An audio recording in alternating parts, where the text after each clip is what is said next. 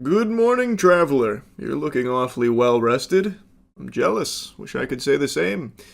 I missed out on Shut Eye again for the millionth time over the last 12 months. I tell you, that insomnia's powerful spell got me in the nipple clamps. But it's not about me. I'm not here to just trauma dump on you. What say you to listening to me regale a riveting story? Have you heard of the High Elves? Every one of them dirty bastards done started an OnlyFans. Point I'm making. OnlyFans is everywhere now. If you open your mouth to take a breath, the first thing that gets into your lungs is not oxygen, it's fucking OnlyFans being shoved down your throat. It is inescapable. The only thing more popular than OnlyFans is gambling. The two healthiest pillars of a sane society, gambling and OnlyFans. And as you may have guessed, I haven't slept again. And in an effort to make myself sleepy, I started just doom scrolling, which never fucking works. But I did stumble across a very interesting feud in the OnlyFans world where a creator is calling out the queen of OnlyFans, Sophie Rain, the LeBron of lingerie, the Tiger Woods of wood, the Tom Brady of lady, the Wayne Gretzky of latex ski. I'm just fucking pulling this out of my butthole right now. I'm going crazy with it. Sophie Rain is like the most popular creator on OnlyFans. You probably heard her name before because she's often flexing how much money she makes through OnlyFans. Unfathomable wealth, where she's posting screenshots claiming that she's making over $90 million through it and providing like proof to back up her claims and constantly defending that she's making this millions upon millions and millions of dollars there. And there's a creator calling that out as fake. And this creator actually has receipts to prove it. It feels like pretty strong evidence that those might not be accurate. And not only is she calling out Sophie Rain, but some people that are closely associated to Sophie Rain who are allegedly doing similar things with fake screenshots with their earnings being fudged. Hey Piper, I saw you deleted this fake statement since we saw the typo and you've replaced it with this new fake statement, and you've added another million onto your net. I don't blame you. It's your first day on the job and we all make mistakes. I blame your management, the same management the Bop House uses. That's known for lying and scamming all their fans. I really hope you do better, because the shit that you bitches do is not cool. This is that initial tweet screenshot, allegedly. Big whoopsie-daisy there. You can see that she forgot to get rid of the other money sign there. So that's clearly incorrect. And she deleted it and then posted another one with that error fixed. Piper Raquel's name is one that I've heard pretty recently because it's a pretty controversial story here where she was like a kid star or child influencer, some shit like that. And then very soon after she turned 18, she started an OnlyFans page to do OnlyFans content. And then starts flexing how she made $1 million in 24 hours. And then, no, it's actually $2 million, her first couple days on the job, that kind of thing. Which I know has happened before, like with Danielle Bregoli, Bad Baby. I know when she turned 18, she started an OnlyFans, and a bunch of those fucking weirdo freaks were like waiting, salivating on bated breath for her to open that OnlyFans, and they all gave her a bunch of money. I know that happened. It's just so fucking weird. Also, apparently she had paid a visit to the Bop House to collab with them when she was still 17. Bop House is a OnlyFans content creator house. Why are you collabing with a minor? A lot of people are speculating that they were trying to like push her into doing OnlyFans, and like them collabing was them trying to get her like, into the idea of opening OnlyFans when she's 18. Maybe to like lock her into a contract with the Bop House management team or something like that. Who knows, but it's still fucking weird no matter how you spin it. Anyway though, back to the feud itself. Jamie Liz is pointing out the fraudulent screenshot here, talking about how that's not real, which it clearly isn't. It was photoshopped. Is Camilla. So the next bitch on my hit list is Camilla from the Bop House. The one that used her little minor brother for views, asking him to talk about how pink her pussy is? Yeah, that one. This is her supposedly deleted OnlyFans, active, saying available now. And then when I asked her about it here, are you gonna delete it? Just asking, because that's what you're saying all over your social media, babe. Just confused. She blocked me. That's why it says chat unavailable. And here's yet again another lying, scamming bitch to come out of the chopped house. But this one's extra weird. She used her family to promote it. I was the one that did the censoring on her OnlyFans banner. Not in the original video, just playing it safe here on YouTube. I don't know what she was claiming about deleting her OnlyFans, but that OnlyFans creator, Camilla, that's someone I made a video on a long time ago because she used her brother, who was a child, mind you, to help promote her OnlyFans page. She actually did that. So, Jamie Liz is not wrong. That did happen, and that shit is extraordinarily weird. Borderline a crime, by the way, to have children promoting porn, right? Like, you would think that's probably big time frowned upon. How does it feel to have a sister that has an OF? My friends always ask me if it's pink, but I don't really know what they mean by that. NANI? Do you know? Jesus Christ. Click the link in my bio. I can't. Marketing so innovative, Ubisoft is going to take a page out of her playbook pretty soon. So, that shit is indefensible. Now, Jamie Liz mentions that, calling it weird, which it definitely is, and then she's referencing, I guess, Camilla talking about how she's deleting her OnlyFans, but it doesn't seem like she actually is, thus she's scamming viewers. I'm guessing this game would be like, I'm deleting my OnlyFans, so come subscribe now while the content's still up, otherwise you're gonna miss out and it's gone forever. I'm just taking a guess, I'm spitballing because I can't actually find where she was saying that, but I have found a lot of people talking about it, so like a bunch of Reddit posts. In the least surprising news, Camilla has officially left OnlyFans to start selling people AI scam courses. Man, she is really just an absolute winner. Jackpot all around. Awesome. Going from OnlyFans to AI scam guru courses. And then saying also discreetly keeping her OnlyFans active. I don't feel like looking too hard to know if her OnlyFans is actually still active or not, if she followed through on deleting it. I have seen articles also reporting that she is now hawking baloney courses that are AI focused, so that seems to be her new hustle. And Jamie Liz, once again, was calling her out. And now, the big video where she was calling out Sophie Rain. So Sophie Rain just posted a video showing her fake OnlyFans statements once again, and I'm about to poke a lot of holes in this shit. What color is this up here, guys? We can all see this, right? It's blue. It's blue, and this fake website that she fucking made, Jesus Christ. It's blue, yes? All right, let me show you real OnlyFans right here. Up here, white. White, not blue, right? Okay. Next, when she says she reloads the page, let's get back to that right there. She's scrolling. She's scrolling. She's going up and down and up and down on the page. When you reload a page on OnlyFans, that's what happens. Every fucking time we get this little loading dial. Every goddamn time, it does not matter. On the white fucking screen, alright? Yeah, to me that felt like kind of checkmate. The loading in particular. The screen, you could maybe say she's got premium OnlyFans that goes blue because she's top earner, top dog over there. Maybe you could mental gymnastics something there.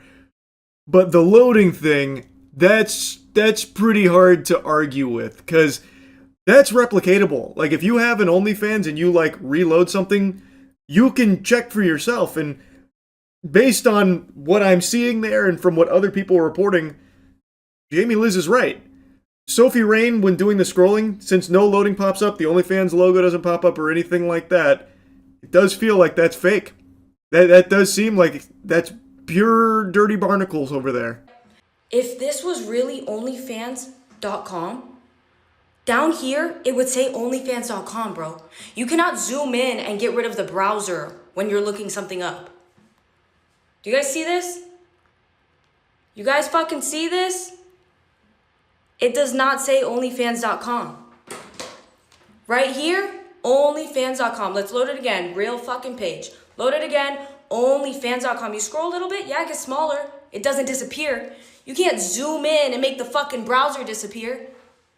Are we kidding here, guys? Are we believing this shit again? I'm not gonna lie. I had no fucking clue that the browser stayed up the entire time you were on web pages, but Jamie Liz is right. Wait, I checked it myself, not on OnlyFans, but like I just went on Google and I tried like scrolling around, I tried zooming in, and there was nothing I could do to just get rid of it. It does stay there the whole time. So if she really is on OnlyFans, Sophie Rain, if she is on OnlyFans and reloading like she claims she is, it would be there. That's pretty solid evidence, I would say.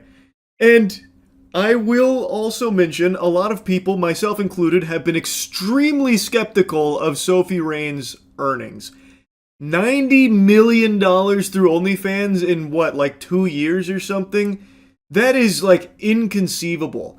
And she blew up because she was like inundating Twitter with her ads. So she was having like rage bait being posted about her from all of like popular meme accounts constantly, daily, just trying to flood people's timeline with her just to keep her name out there. So it feels like it would be par for the course if she is also using these earnings, these crazy high numbers, to keep her name out there, keep it in people's mouths, to make people familiar with Sophie Rain's brand. And it is like eye-opening shit. You hear that an OnlyFans creator is making $90 million. She's making more than NBA player salaries. You start to pay attention to it. So the faking earnings does feel like it could be very in line with her marketing strategy, or if it's not her strategy, her management team's strategy, whoever's responsible for it. I just find this shit incredibly sad and embarrassing that you have lied so much that you have to keep lying and keep lying and keep lying to cover up your lies, bro. Are you that insecure about what you're doing that you gotta fucking fake statements? You gotta tell everyone you make all this fucking money? That's how insecure you are, bro? I'm sure any OnlyFans model could probably look at Sophie Rain's proof here and weigh in if it's legitimate or not, because everyone's OnlyFans earnings page is going to look similar. The only difference is going to be numbers. And since Jamie Liz does show like what the page should look like, and it's vastly different from Sophie Rain's, I'm inclined to believe her that Sophie Rain's is horseradish.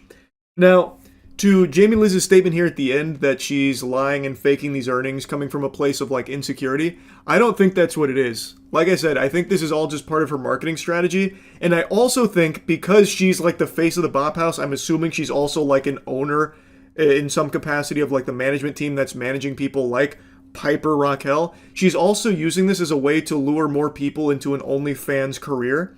By having these numbers constantly flaunted, there are tons and tons of girls that are going to see this and believe that this is like a really viable career option to make a lot of money very quickly. So they'll follow Sophie Rain and Piper Raquel's example. So I think this is also a way for her to try and get potential clients to sign with the Bop House or something like that, so her and her team can make more money off of them and their contracts. I think the whole thing is pretty scummy. It also preys on people that are in a desperate situation, which is a lot of people in the current day and age, where someone might see all this money that Sophie Rain and the Bop House is generating, these huge numbers that may or may not be accurate, and they just say, fuck it, I'm gonna do an OnlyFans too, and it doesn't go the same way it did for them. It is a scummy thing to do. And I think Jamie Liz is right to call it out. 100%. Now, again, I don't know a whole lot about OnlyFans, but what she's provided here seems pretty strong. Anyway, though, that's really about it. So, yeah. Barbecue chicken alert. Barbecue chicken alert. We got another classic YouTube blunder here. I imagine some of you might have seen a little bit from this, but there are tons and tons of channels on the platform being banned left and right. Very loosey-goosey here, and it seems to be AI moderation tools that YouTube uses going rogue. The ghost in the machine here. I just got made aware of this, and it seems like one of the first people to experience this, Penguinz0, was a YouTuber named Enderman, who is a tech channel. The reason being, my secondary channel has been terminated off of YouTube, as you can see. And obviously I can do nothing about this. We're going to submit the appeal together and see how far it gets us now. The reason for this happening is AI. It wrongfully concluded my channel was associated with a channel that was terminated for 3 copyright strikes. If we look at what Enderman has provided here, the reason for the termination here is this linked channel, which is a Japanese channel that is in no way actually associated with Enderman at all. It feels like it's a big old boo-boo here from the AI moderation tools, and he is not the only channel that experienced this. There were a few other notable examples of channels also being linked to this Japanese channel falsely, and thus having their channel terminated as a result. It's anyone's guess why. Maybe that Japanese channel is like a yawn, and it's just contagious, and now it's spreading across YouTube, where for some reason on the back end, the AI has had a fucking conniption here and is associating like tons of channels on YouTube with that account and then just immediately banishing them to the Shadow Realm, which in and of itself is a huge problem, because why is there no human being coming to review a channel termination? Why would AI have that ability? Why would it be given that much unrestricted power and authority where it could not only flag these channels for being linked to this channel, but then also ban them for it without a human being ever stepping in? That's very concerning, because there is clearly a lot of wiggle room for errors with AI moderation. And it's not just with this linked channel epidemic here. We're going to get into a couple other examples, and of course we've already seen some in the past with it just kind of freaking out and going like bananas, actually just going ballistic for no reason. But in classic YouTube fashion, appeals are more useless than the hairs on my ass. So Enderman even made a video doing the appeals, which of course led to no results, which unfortunately is par for the course. I feel like I can count on one hand the amount of times in my own personal experience too that appeals have ever led to anything. Like, I've never even really heard whispers of someone having a successful appeal on my entire 18, 19, whatever-ish years on YouTube. It feels like that system just doesn't work. That's just all smoke and mirrors. Like, maybe the appeal system is there kind of as like an internal joke at the YouTube HQ. Like, the appeals, once you finish filling them out, what it actually does is just print out a piece of paper that goes straight into the trash can at the YouTube HQ. Like, I don't even know what it's there for. It never actually leads to anything that I've ever experienced nor ever heard of. It is truly just like, you do this only to reaffirm that a human being is not looking at it, or if they are, they're not actually giving a fuck and just maintaining the original ruling that may be incorrect. In this case, being linked to a Japanese YouTube channel that was terminated long ago. This kind of thing would take someone actually 4 seconds to realize it's a mistake. This is a big ol' whoops-a-daisy. But since the appeal system, it needs a drastic overhaul, it is just archaic, and I truly think that it might just not even function the way it's advertised. It didn't work for any of these channels that were experiencing this termination, this wrongful termination. So they did the only recourse they could: make noise on Twitter. That, and I've said this for years, that is the only way to get actual YouTube help here, it seems, for most channels on the platform, is to go make a big hoopla, big stink about it on Twitter or any other social media, because then they actually do see it, and then a human being does actually step in, and it takes them very short amount of time to fix it. In this case, it did get solved. Enderman did get his channel back. Both of his channels got reinstated. It was very clearly a mistake that this happened in the first place, and the second a human being actually is alerted to it and does take the time to take a peek, it's pretty quickly resolved. But there's a couple of problems here.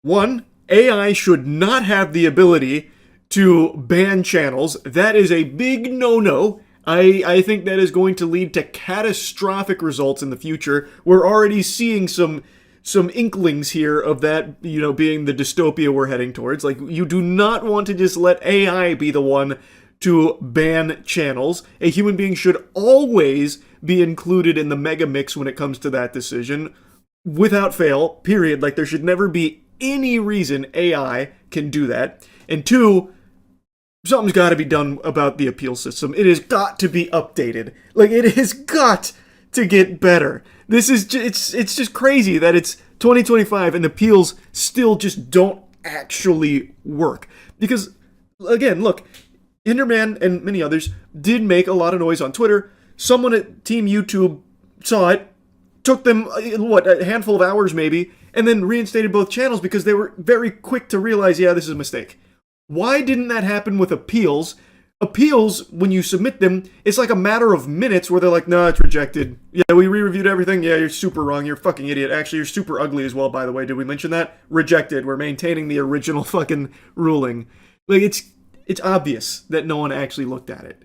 So, especially when it's like long-form videos, you'll submit an appeal for a video that's like an hour and a half long, and you'll get a response from YouTube on the re-review in like 15 minutes about like how you're stupid for even trying to appeal it.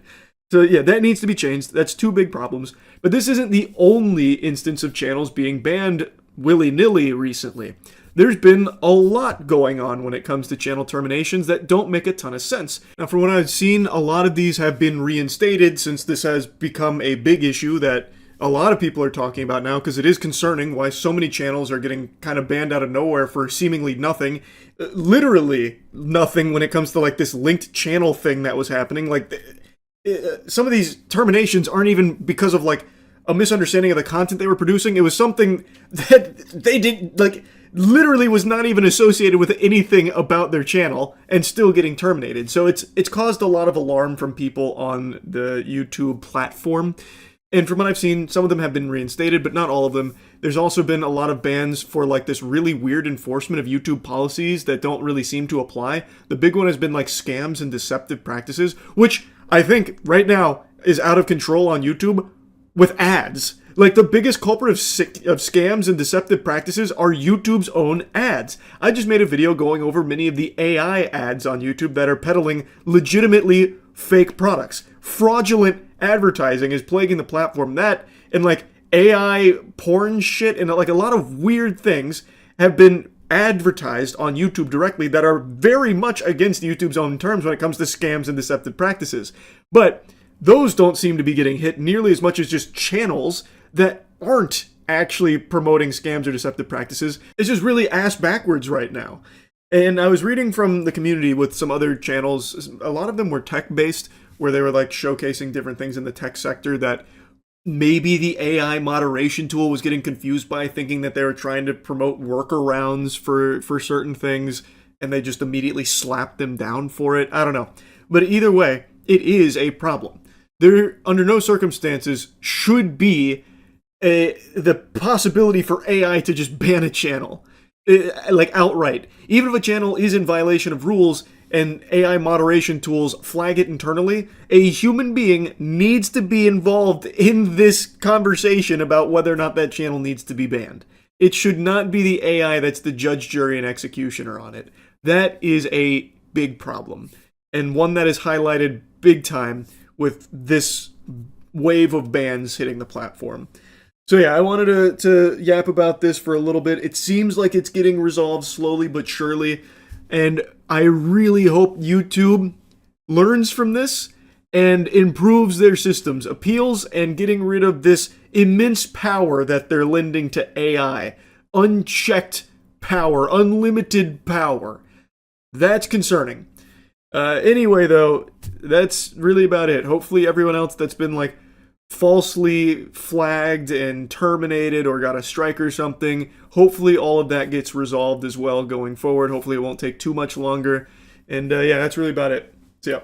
You remember a while ago when Overwatch blew up, so every company on the planet tried to bite that bosom and make their own slop-ass hero shooter and flooded the market with garbage? That exact same phenomenon's happening right now with human beings on TikTok. Every single day, there is a new broccoli hair prankster or 3D printed looks maxer that just spawns in, gets a following, and then snowballs from there. And today I just learned about a new one named Hulo, who is a looks maxer that is now facing 15 counts of possession of child pornography, all of which he has publicly admitted to. They have pretty much irrefutable evidence based on what's available, and that's only what's publicly available, not even everything they submitted to police. And despite all of that, there are still oodles of people defending him. Even though he has publicly confirmed that the evidence is accurate about his purchasing and possession of child sex abuse material, there are still these revolting mosquitoes, these flies that are attaching themselves to Hulu or Hulu, it's probably not Hulu. The streaming service probably would have ceased and desisted him if that was his name. Hulu, whatever it is. They're still attaching themselves to his butthole to suck his farts and fight tooth and nail for his honor, even though he has admitted to these unforgivable crimes. That's the state of things right now. It's sickening. I talked about this same thing happening like with David, how the dipshits for David movement is still defending him, saying he's been framed, even though there is so much evidence publicly available and the case is still ongoing and not looking good for him. They are still willing to die on this hill that David's innocent, and now in this case, Hulu is a good guy and he deserves to be defended. I'll start here before going over Gideon's investigation of it. He has been arrested, and here is all of the charges he is facing here. Now, based on some of the reports I saw, this could carry up to 25 years in jail if he's found guilty on all of these, but it also varies from the different sources I read from. It's a long time in jail here. And the fact that they have these charges against him, the possession of this material, means that they probably have evidence of it. Outside of just Gideon's video where he admits to it, I imagine they have something far more solid, because they wouldn't... Think about all of the other, like, predator catchers, where they do get the pedophile to admit to things, and that becomes inadmissible. There's a lot of times where that can't be used. So you don't see them ever get these kind of charges. The fact that he has 15 counts of this means that they probably do have very solid proof that he had this material. This is just one of the Telegram messages that he was talking to. Just one. So, as you guys can see first, he messaged first. He said, "Hi, this is what the trader said. CP, teens, and all group links available. Which package are you interested, and what's your budget?" He said CP, $25 max. So, to give you a bit of context here, like the lore, his ex found out what he was purchasing, the CP that he was purchasing, and then Gideon found out about that because of her blowing the whistle on it. Then they teamed up as well as predator poachers. They went to the police, they submitted the evidence, and then also publicly started to out some of the evidence so that way people could see it and stay away from him. And I've talked about this a lot. I think when it comes to shit like this, putting it out in the public is extremely important. Making sure that it doesn't compromise the authorities' investigation on it, but also alerting the community so they can stay safe as well and avoid these kind of fucking monsters. So I totally understand that approach. And what you were seeing there is some Telegram messages. Gideon goes through a lot of them.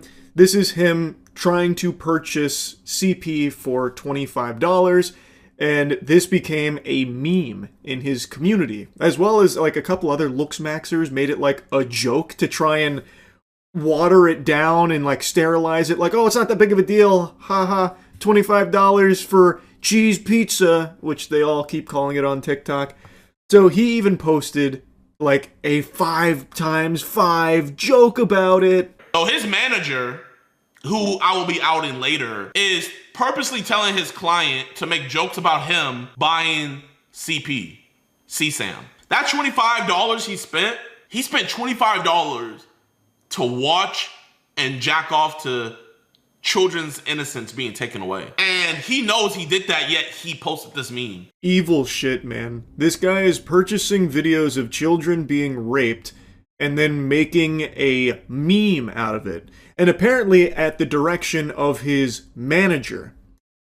It's actual demon shit. He said hi, they said hi, CP content available, and he says how much. More Telegram messages get posted that show him cruising these telegrams attempting to purchase CP. So Hulu, I'm just gonna call him Mason. His real name's Mason. I don't know how the fuck to say his stupid handle online. So Mason was going around trying to purchase all of these videos and did successfully buy them.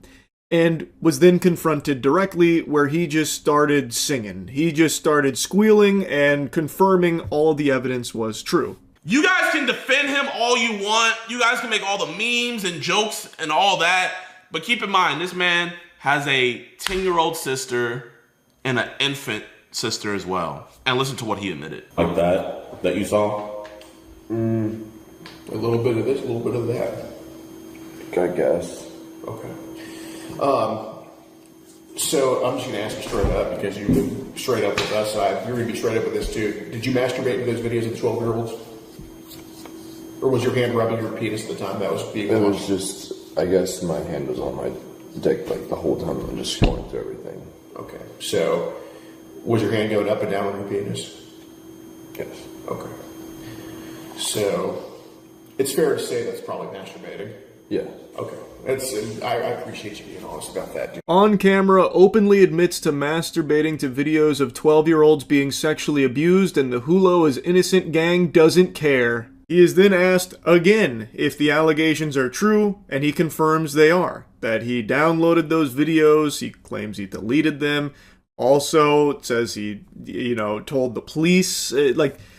When directly confronted, he openly admits to it. And it's all on camera. And now he is being charged with 15 counts of this. And still, people are defending him. In Gideon's own chat there, you could see a lot of people saying he's not a bad guy, free him, it's not that big a deal, that kind of thing. You can literally see it in Gideon's own chat. And then on TikTok, his community is standing beside him 100%. As if it's, some kind of mistake that he made that he'll learn from. That's not a mistake. That is pure evil. He is buying videos of children being raped for his sexual pleasure. He apparently tried to say that he was in a dark place when he was doing it, but now he's a changed person, so people are like, oh, he deserves a second chance. No, we can't let his life be ruined over this. He was just in a bad spot. Do you know how many people are in a bad spot that don't turn to paying money to watch videos of children being raped so they can jack off to it? That's not an excuse. That's not a justification. It is pure demonic evil shit. And people are just giving him a pass. And fighting tooth and nail for him. They got their fucking shield up going to bat for him like white knights to defend Hulo. Even though he openly admits to it, he is being charged. They're pursuing 15 counts of possession of the child sex abuse material, and still people don't care. They think that this isn't that big of a deal, and that, well, he was in a dark place, so we can't be mad at him for it. They're not even saying that he's innocent, that he didn't purchase these and watch these. They're not even saying that. They are saying they don't care that he did. It's just unhinged, man. It is actually scary. Because it's not a small amount of people. It's not. It is not a small number of people. I know you can always point to these fringe outlier freaks that'll defend anyone and anything. But here, you can find a ton of them. Go to any post that's talking about this, or go to any video, or go to some of the communities. There's even some people in the Looksmaxing community that are going to bat for him. You can find so many people defending him. It's just, I just cannot wrap my head around how we even got to this point. I don't get it. I don't get it. There is just nothing that is just universally condemned anymore. There isn't.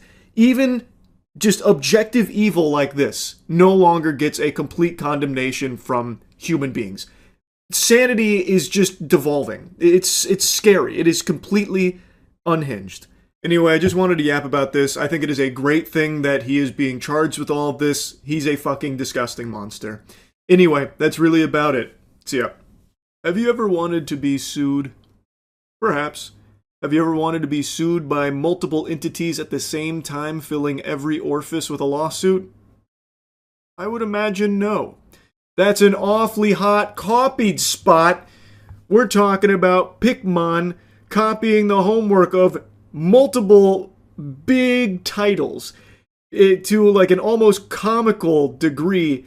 This would be something that I feel like would be almost satirical from a game development student in college making this as a project piece for class. Never actually anticipating selling it or anything because they know that they would get fucking biblically smacked down by the companies that they are heavily borrowing from.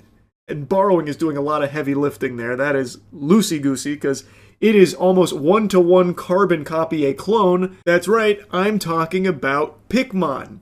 Pikmin is a game that came out of nowhere with a trailer that kind of got a lot of eyebrows raised because it is strikingly similar to Power World, Pokemon, Zelda, and even a sprinkle, a hint of Overwatch. So Pikmin is being developed by a studio named Pocket Pair, who has a remarkable track record of their first game. Now, the name Pocket Pair might have, made you feel like you'd heard it before, and it's because you're probably getting it confused with the developer of Palworld. Their name is Pocket Game. It seems Pocket Pair was very inspired not only by Palworld itself, but even the studio's name. They wanted to take inspiration from almost one-to-one. Not only studio name, they also really liked the description that Palworld uses on their Steam page, because they lifted that bitch almost one-to-one as well. Dive into a vast, uncharted continent filled with ancient civilizations and mysterious creatures called Pikmin. In this multiplayer open-world survival crafter, you'll team up with your Pikmin to fight, farm, and build industrial empires while thwarting a shadowy organization's plot. Now let's take a peek at what Palworld describes its game as. Fight, farm, build, and work alongside mysterious creatures called pals in this completely new multiplayer open-world survival and crafting game. That's pretty close. To me, it sounds like Pikmin, the developers, said, "Hey Grok, can you take this description and add a few more words to it, maybe a little buzzwords about fight, farm, and fuck your way to the top or something with our Pikmin?" It's, pretty close. The DNA is still very much intact. Now, Pikmin is being published by a company called Network Go, whose name, to me, already feels fishy. That sounds like the name of the Wi-Fi at my local coffee shop. Like, everything about Pikmin is just so peculiar, and it's apparently a very real game that they're looking to release. And when you watch this trailer, we watched it on stream, when you look at this, you will immediately see that this isn't some kind of Palworld situation where it's very clearly existing in a very similar genre with similar designs to Pokemon, but completely changing the formula to something unique for its own identity. It is actually taking one-to-one elements from these games and then just fucking fisting it into this trailer here haphazardly. It is actually like borderline plagiarizing these properties. It's pretty ridiculous. Have you seen the game Pikmin that's copying Pokemon, Palworld, Breath of the Wild, and somehow Overwatch? I haven't watched the trailer, but I heard about it from a buddy of mine. Let me check it out. Am I on 2x speed? No. That just seemed like it was fucking schmoovin'. Pikmin!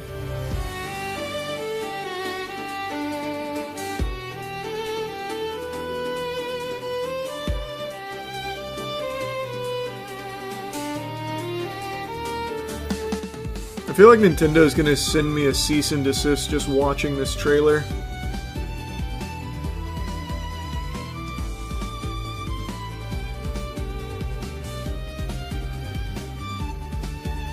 That's pretty shameless. That is pretty shameless character design there. Who's making this? What studio's making this? Pocket Game. Let's see.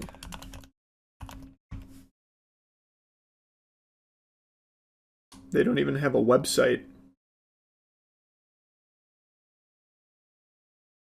This is literally just a random Steam dev.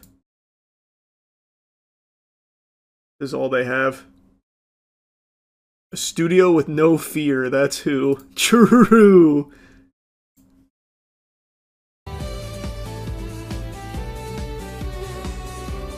That's actually just Lucario, isn't it? Am I on the crack pipe? It's just Lucario wearing some work gloves.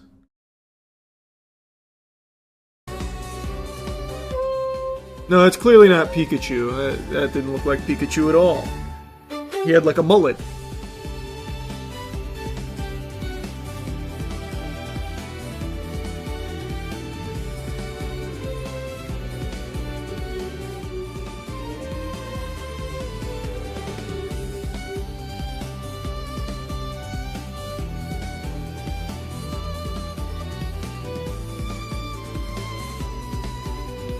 Wow. Yeah, they really stole directly from Palworld and Pokemon. Huh. That is shameless. And that's just Roadhog. That is just source filmmaker Roadhog. Wow.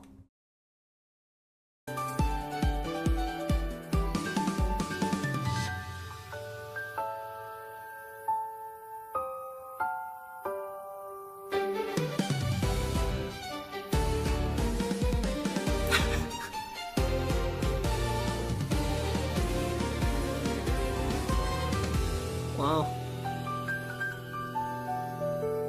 I guess the strategy is get sued for marketing, maybe? Is the idea? Oh, didn't mean to click that. There's apparently an after credits scene here. It's probably gonna be Luigi or something. Steal from literally everything. Bro, that's literally Pikachu. I mean, yeah, they did just direct rip many things. Pretty interesting. It feels like a stupid idea. Because, like, Pal World, while it's clearly Pokemon inspired, it's totally different, night and day, to a Pokemon game. This is literally using Pokemon models and direct ripping Pal World game. Like, there's no argument. I still can't get over just how egregious it is. They didn't even bother trying to hide it at all. They literally have Roadhog. They have Roadhog. I wouldn't be surprised if they just took the assets from these games and just said, alright, now they're in Pikmin. Now it's not Roadhog, it's Pickhog. Or it'd be Hogmon or something. It's out of control. And the Pikachu, that one, that is a giggle-worthy moment because it is actually Pikachu, but then they just put on, like, a faux hawk or something and said, no, it can't be Pikachu. Pikachu doesn't have a faux hawk, don't be ridiculous. That's clearly something very different. It's a Pikmin, not a Pokemon. I am so interested to see how this unfolds because it is taking a lot from quite a few huge games without even really attempting to pretend that it's unique to Pikmin. I have to imagine that there will be like cease and desist letters hitting their doorstep pretty quickly. I would wager a guess based on the trailer here. Now maybe this is all placeholder stuff and they plan on overhauling the designs by launch. I don't know. I couldn't tell you what the strategy is. It is mind-boggling. I had to yap about it a little bit. Anyway, that's really about it. See ya. Raise your hand if you've heard of the Talabi sisters. Wow, no hands, huh? That's surprising considering their strong presence on Instagram. They each have over 1 million followers.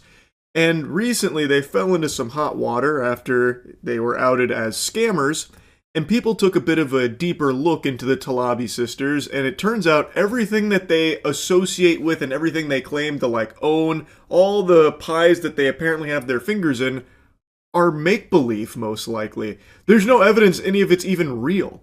So there's also a very good chance that their strong Instagram numbers are also just fraudulent. It's most likely botted, which isn't unique to the Talabi sisters. I'm sure most of you have heard of that phenomenon on Instagram specifically. These phantom influencers with millions of followers, but you'll click on one of their posts and it has like 15 likes and a single comment from some drooling gooner who doesn't realize it's not real. But in most cases, those are fake people. Like, they don't exist. Sometimes AI, sometimes just like random Photoshop shit. In the Talabi sisters case, it's a little bit more unique because they do actually exist. And their origin goes as far back as like 6 years ago, trying to get their name out there on Dr. Phil, showing off some crazy dance moves that puts JoJo Siwa to shame. Like, they hit some of the wacky ones out there because they're really desperate to be influencers. And now, fast forward to today, 6 years later, they have these accounts with over 1 million followers each, and they're leveraging those numbers to try and get free things. Sir ripped off a family-owned small business for hundreds of dollars of food, and she thought she'd get away with it. So Leah here is an influencer who reached out to this Chinese restaurant in LA and asked if they would give her and her sister free food in exchange for content. Ah yes, the classic Galaxy Brain influencer scheme here of, you give us free shit and we'll give you one of these. It's just always a terrible deal for whatever company that's working with one of these worms. Leah hopped on the horn, tossed out the cold call asking if they'd be interested in collabing. They said, sure, we'll accommodate. They set a time, then she says that her and her sister will be joined with another food influencer who will be with them. They confirm that they can accommodate and then ask like what the deliverables will be. Will the food influencer post as well? Leah confirms, yes, everyone will post. So they get excited saying, perfect. Collaboration we had previously. You will receive 1 drink per person, 1 appetizer per person, 1 entree per person, 1 dessert per person in exchange for 1 Instagram reel and TikTok, 1 Instagram story mention. To which Leah responds, perfect, that works! So now the contract has been signed, the deal with the devil has been made, and they've got a date with 3 of the most insufferable fucking losers you'll ever meet in your life, I'm sure. I guarantee they were probably such a nuisance to serve at the restaurant. I already know. Leah agrees, but then says she's actually showing up with a group of 6 people. Her justification for this is that she's showing up with a bunch of big food creators and publications who are going to highlight the restaurant.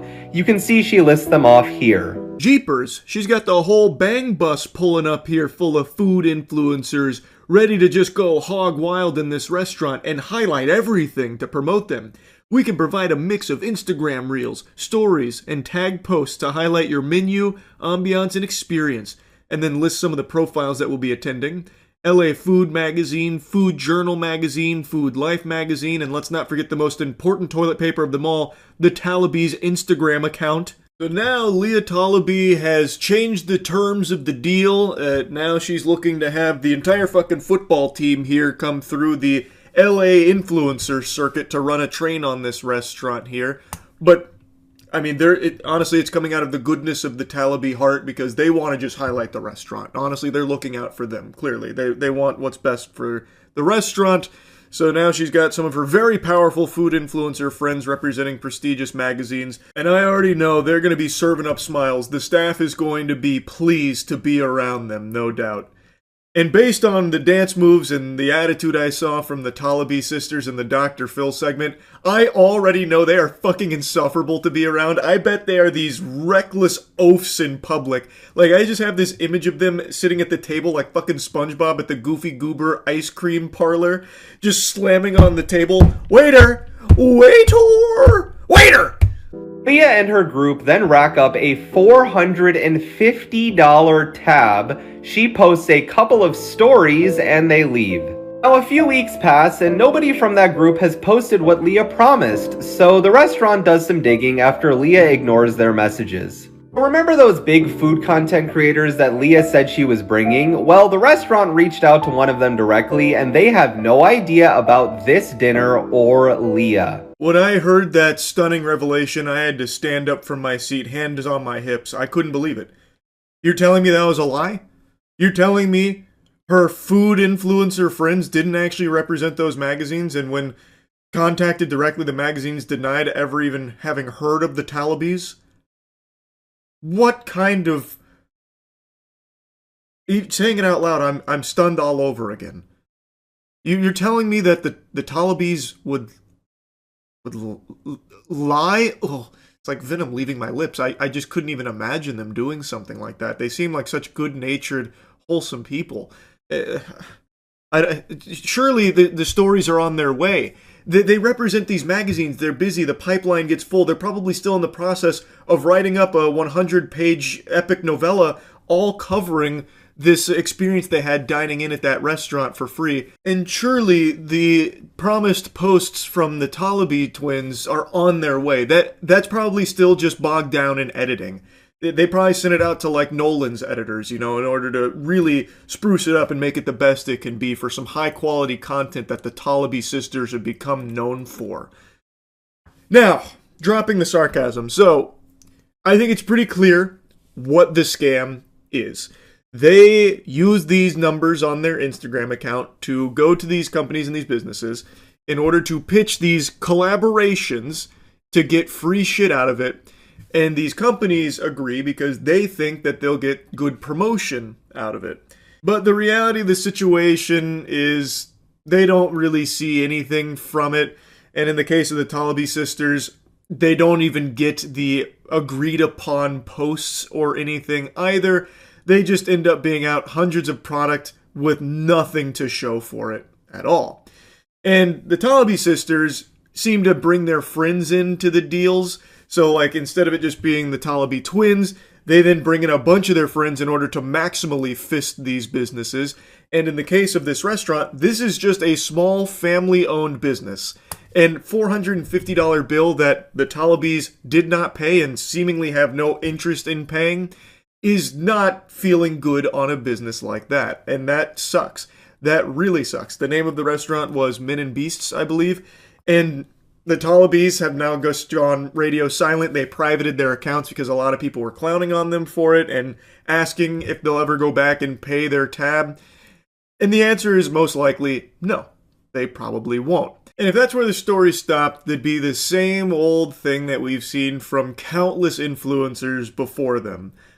But they go the extra mile. There is a follow-up here. They have a response, a legal response. A few days ago, I posted about this influencer who lied to a restaurant to get hundreds of dollars of free food. Well, Leah here saw the video and she didn't like it. She had her lawyer Ryan Sauter of Sauter Law Group send me an email demanding that I remove the video or face potential legal action for defamation. Now, there's only one small problem with this. Ryan Sauter isn't a lawyer and Sauter Law Group doesn't exist. No way! You mean to tell me that the Talabi twins didn't hire the most prestigious lawyer under the sun? Instead, they made up the boogeyman lawyer, Ryan Sauter? No. He's like the cleaner. You just can't find any information on him. He's that hardcore. That must be what's going on. He's deep cover right now. There's no way that something the Talabi sisters did is fake and not real. That just doesn't check out. That doesn't pass the smell test at all. Also, I love the thought process here, or really lack thereof, from these fucking sisters. All right, how can we make this even worse? Let's go ahead and sue the guy for defamation. Well, that's what we'll try. That's always worked. But then one of them must have piped up and said, wait a minute, we can't afford a lawyer.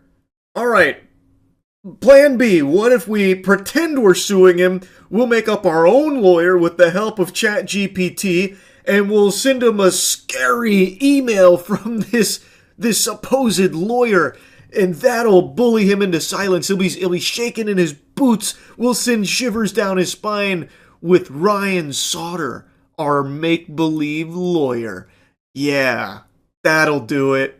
You see, what Leah and Ryan fail to realize is there's this thing called the California State Bar, which has a database of every licensed attorney in the state of California.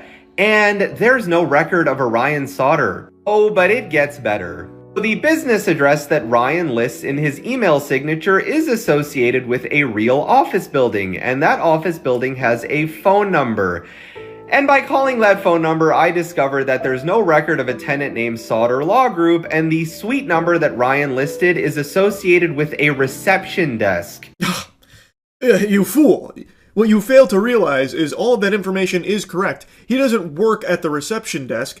His office is underneath it, buried 15 levels below ground. He's a subterranean lawyer specializing in only the most serious of defamation cases. Ryan Sauter is the danger. They have to keep him underground in order to even remotely contain his power. It's like in Men in Black when they take the elevator and they go like 10 stories down to find all the aliens and shit. That's where Ryan Sauter thrives, in that environment. So you think you've cracked the case, but you've only exposed your own ignorance to the grand scheme of the Talabi sisters and Ryan Sauter. Now, you know what is illegal in California? Impersonating an attorney, and rest assured that I am reporting Ryan to the proper authorities. And finally, to Leah, who I know will watch this, you could have just taken some accountability and we all could have moved on. But instead, you and your friend tried to bully somebody but happened to run into the wrong person at the wrong time. Anyways, I would start looking for a real lawyer real soon, buddy. Unfortunately, I doubt anything's gonna come from that report. I feel like that's the conclusion right there to this whole saga. There's not gonna be anything that's done about it. It's not like the Talabi sisters are gonna be punished for it. Ryan Sauter's not gonna be fucking perp walked or whatever for pretending to be a lawyer. Fucking half of LA is probably pretending to be a lawyer right now. Everyone's probably impersonating a lawyer out there. So I don't think there'll be any like follow-up or anything from the Talabi sisters or any like legal things that unfold from this. But they are just big assholes. The Talabi sisters are using this fake big number on their platforms to leverage free things and free services. There was another individual that came forward telling a similar story of their experience with Talabi sisters. So this is something they have done way more than once from the sound of things. And now, the story doesn't quite stop there. So Otozi recently covered this, and he went even deeper than just like the surface level stuff on their Instagram and like these kind of little scams that they like to run. He looked into everything the Talabi sisters have ever really put their hands in. And it seems like pretty much all of it is fake or at the very least extremely shady. I did after just doing a little bit of digging. Because when everything went down, I also noticed two other accounts that Sarah tagged in her bio that both seem to be run by the sisters, at least in some capacity. So you have the Talabi report, where the girls, I guess, LARP as fashion and trend journalists. So you can look forward to the Talabi report. We're doing new episodes weekly about all the new trends and beauty trends around the world. Unfortunately, the Talabi report is also privated, so as you can see, I'm looking a little raggedy right now because I haven't been able to tune in and get the latest in fashion advice and fashion trends. Lord help all of us. Hopefully they won't stay private for long, because what's the world going to do without their insightful, sage wisdom in the world of fashion? And then you have Visualist Mag, which is described as a leading cultural force distinguished in its rare intersection of art, film, and fashion. There is nothing rare about that intersection. That is the most LA intersection I have ever heard of. Art, film, and fashion. That sounds like half the people in LA. That gave me quite a giggle, because that truly is shockingly stupid. That is one of the most nothing burger sentences to describe something you could possibly drum up. Hot take, I don't think they AI generated that. I think that is fresh out of the empty thought factory of the Talabi sisters. I think that is their own brand of stupidity right there. They probably thought they were doing something unheard of before.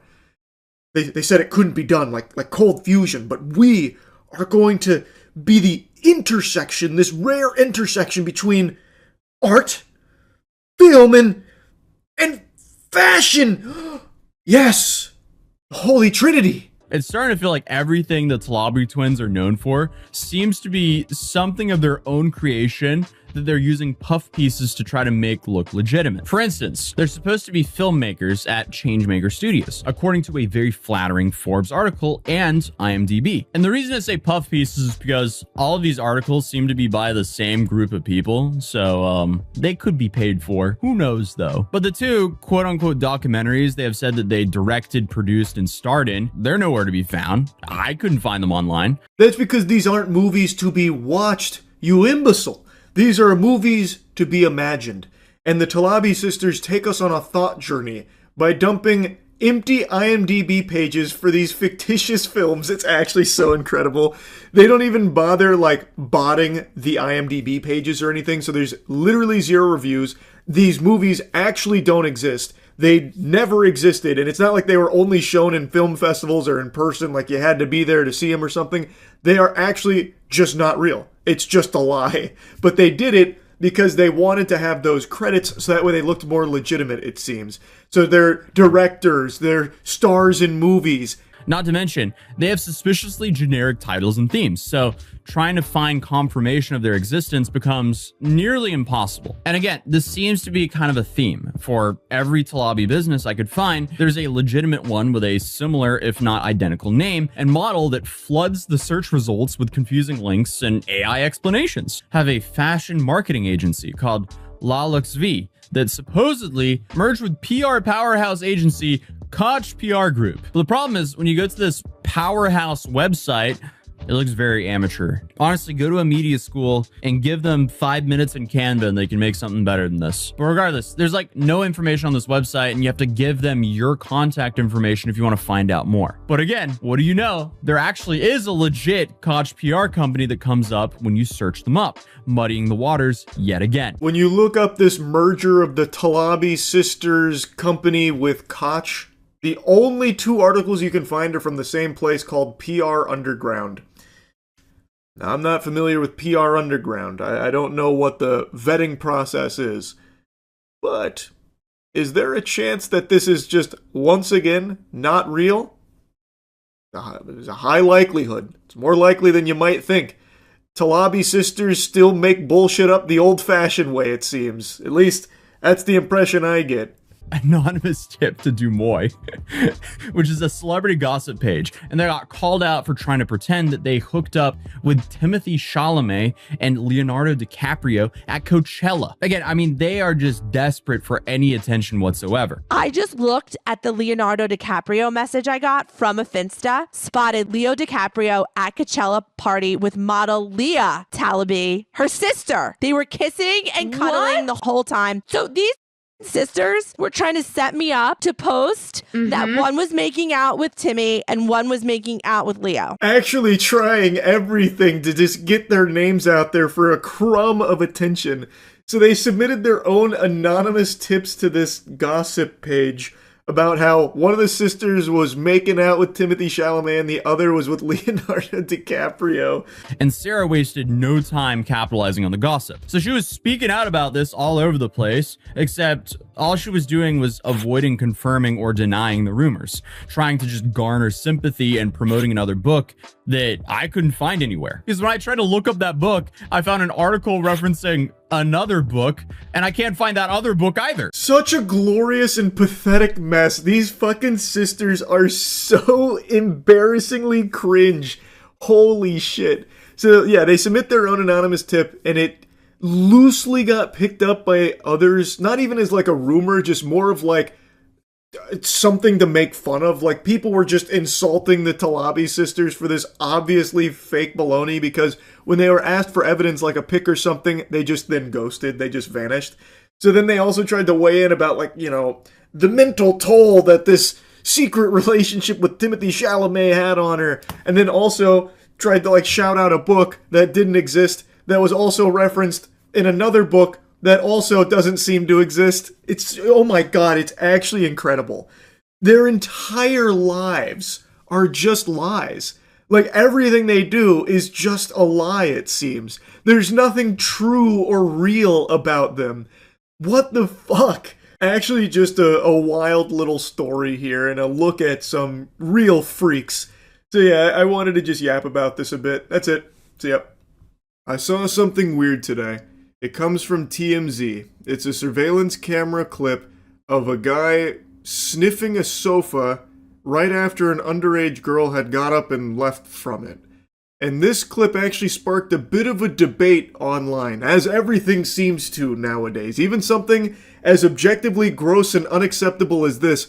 There's no audio in the clip. Everyone's just been uploading this with different royalty-free stock beep beep boop bop music like Mr. Krabs was listening to in SpongeBob, so I just went ahead and muted that. That was apparently an underage girl that just got up and left, and this guy wanders in there and immediately just beelines like a homing missile to the sofa where she was once sitting and just dives in like he's bobbing for apples, gets a big huff, and then just leaves. This happened at a dance studio, and apparently one of the owners had contacted the police to report the disturbing incident. The cops watched the video, felt it was strange behavior, investigated, discovered his identity, and were determining whether or not criminal charges are warranted.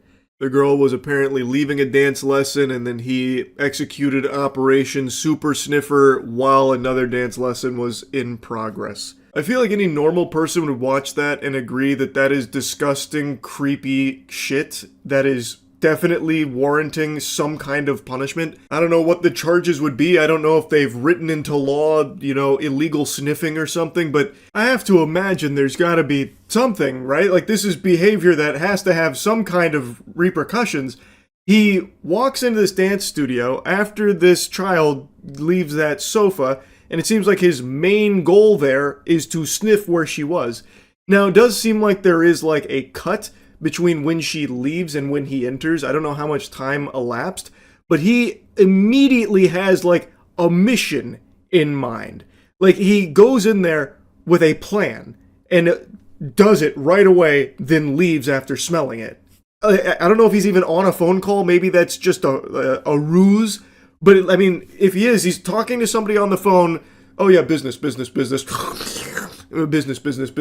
And then excuses himself from the dance studio. Like, it's fucking weird. Since there's not a ton of information about this, it's been a lot of speculation on what he's even doing there in the first place. Because it's not like he just ended up there by pure coinkydink. He didn't just spawn in the second that girl left the sofa. He was clearly already there. And the question then becomes, why? Maybe he has a child that also attends the same dance studio, which would be extremely concerning. I also have to imagine this isn't his first rodeo with this kind of shit, considering he just so brazenly does this just in public here, while there is another dance lesson going on as well. Absolutely, like, no hesitation or anything. He just walks in there, he gives like a little hand gesture, like he was doing a Jedi mind trick to an ant or something, and then he just immediately goes for it. This is a sick freak. Now, as I mentioned, this clip has actually had a bit of a debate with people defending him, if you can believe that. And I'm sure you can believe that, because that is the state of the world right now. The biggest thing people are saying to fight for this guy's honor is that maybe he didn't know that that girl was underage. Maybe he thought that was an adult. Okay, let's play ball with that game theory. Let's assume he thought this was an adult instead of a child. It's still creepy, fucking gross behavior. Even if he did this not at a dance studio but at a bar, it would still be some unacceptable degenerate shit. If he's just spying on women, waiting for them to get up from their seat so that way he can march over there, fee-fi-fo-fumming his way so he could stick his nose where their ass once was in order to get a whiff of the fumes there, freaky style, that would still be fucking weird. Like, it doesn't change that fact. This is unacceptable behavior. And the fact that he does this where a child was sitting makes it significantly worse. I then also saw people unironically saying that maybe he had smelt something bad and wanted to check where it was coming from to make sure everything was okay, like a gas leak or something. Which, I gotta tell ya, sports fans, that is lunacy, to actually be trying to make that argument in this case. How many of you, when you smell something bad, your instinct is to go shove your whole face into it? Like, if I smell dog shit and it's like, oh boy, this is yucky, I'm not immediately going to bury myself in that dog shit to confirm the bad smell. Like, this guy was damn near rolling around in the sofa. Like, there is no world where this guy was just trying to investigate a, yucky smell to figure out where it was coming from and what was going on. And it doesn't look like he smells something bad, by the way. He's not like, oh, like he's not scrunching his face up. It looks like he is like delighted to go right where that girl was sitting on the sofa so he could get a big smell of it. It is a crazy, actual, unhinged take to try and say that maybe this guy was trying to figure out, get to the bottom of a mystery of a bad smell. And now the security camera footage makes him look bad. That's nuts. I have to just show you this comment here. I saw this first on a YouTube short, and this comment was in the replies to someone upset about TMZ even bothering to cover something like this. So this is one of the people saying, well, it could have been a bad smell. What if there was a bad smell and he was checking where it was coming from? There's so many reasons why that could have happened. Get a life. There's so many reasons why that could have happened. They're making it sound like this guy like tripped and fell or something, or slipped on a banana peel. Like, what do you mean so many reasons why that could have happened? It's not like it was an accident. This guy didn't just like lose his balance and plunge face first into the sofa where that underage girl was sitting. He did it on purpose. There's not so many reasons. This comment was so delusional that it would have actually been comical if it wasn't also scary, where this person's going to try and like excuse this kind of behavior as maybe he was checking for a bad smell. There's plenty of reasons why this guy might have went over to that sofa to sniff where the child was sitting. So many reasons. Get a life. Get over it. It's not a big deal. It's so fucking peculiar. It's sad. It is sad that something like this can't even just unanimously be condemned anymore. That there has to be people still, for some reason, fighting tooth and nail that A, it's not a big deal, or B, you're just not understanding what actually happened here. Here's the real story, and it's just fucking fanfic people are pulling out of their ass to defend a complete stranger who was just a degenerate. Like, what the fuck? Now, just to be crystal clear, the vast majority of people agree that this is completely unacceptable and that there needs to be punishment coming to this guy for this. I truly don't think this is his first time doing it either. I think he has probably done this many times. This is just the first time he's been caught doing it. So most people agree with that sentiment, but the fact that there's even a handful of people, like a noticeable amount of people defending it, is just so pathetic. It is just so sad. There are some even more outrageous explanations people have drummed up, but I'm just going to give you one more, and it's this little thread right here, which was in reply to the clip. There may be some reasonable explanation for this behavior. He enters, talking to someone, goes to couch, sniffs, continues talking, then leaves. That is not the behavior of a perv who would spend more time with the area where the girl sat. Perv may not be the explanation. Now, I don't know why is, but I will watch the story. He then has a couple of people who agree with him in the comments. The idea that a perv would sniff a couch for only 3 seconds then leave is ridiculous. Whoever released this video should be sued for violating privacy. Employees should be able to do their jobs without having every moment scrutinized by an online mob.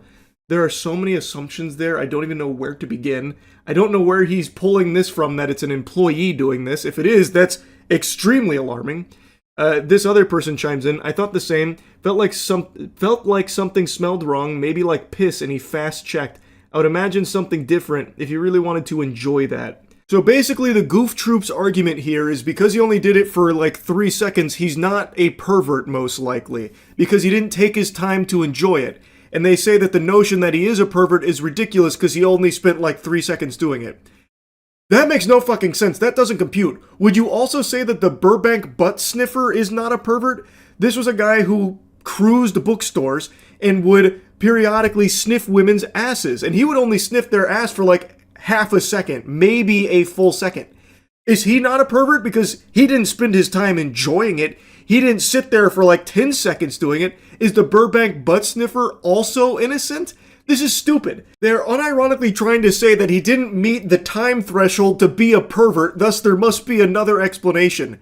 Doing the act at all is the act of a pervert. It doesn't matter how long he did it for. What the fuck? That is so unbelievably dumb. And it's not just this group of 3. Like I said, there are quite a few people making the same argument. And then that last guy had an even stupider take about how maybe he was checking for piss.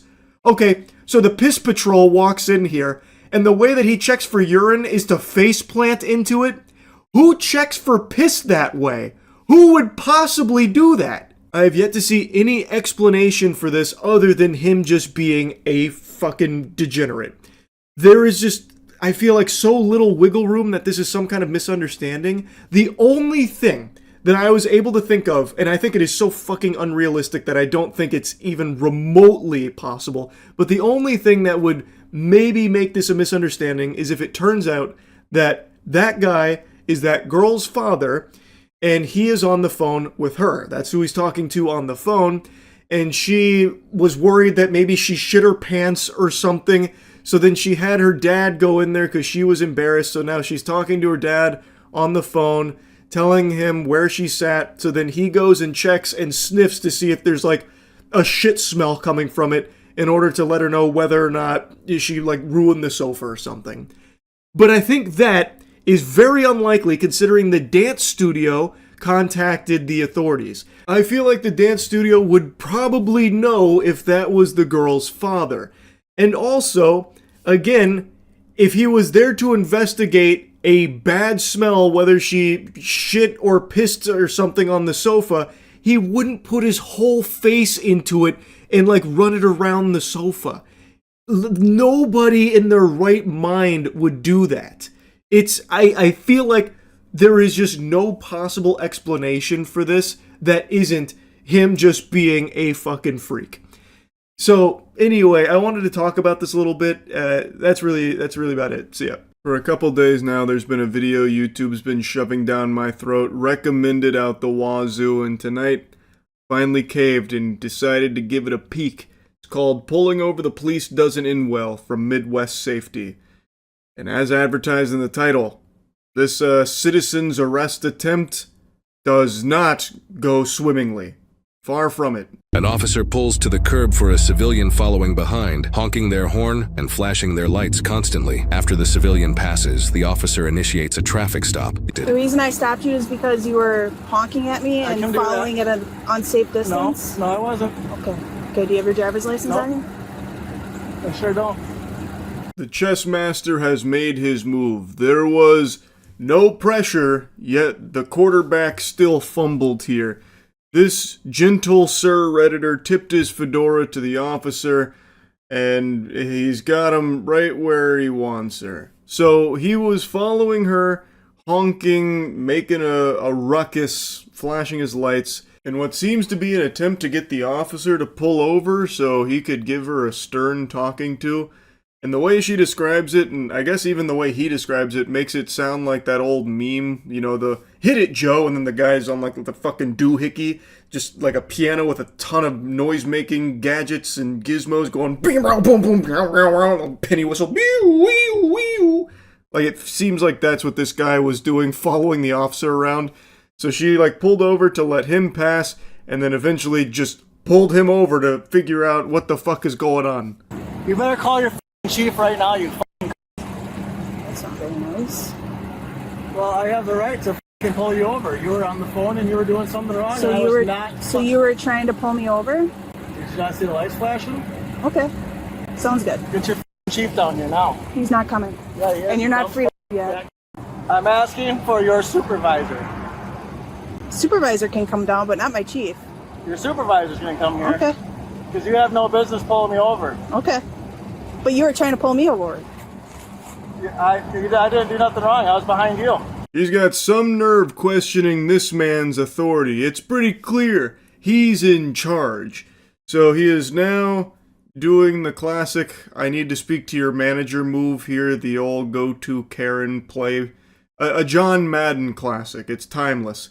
He did fumble the nomenclature. He was asking for the chief, which I guess the chief doesn't have an obligation to show up to every traffic stop when requested. Like Bloody Mary, if you say his name 3 times, the chief of police will show up.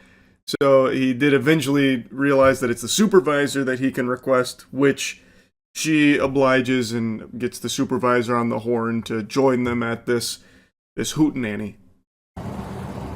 Can you determine from your mirrors what's safe? Because this says right here that may appear to be closer than 10-4, do we have any recent contacts with it? Scream for help. Get out of the car and scream for help. The driver is talking to his own child, who's also in the vehicle. Start screaming for help. He's now got his child stepping out of the car to scream for help. Help!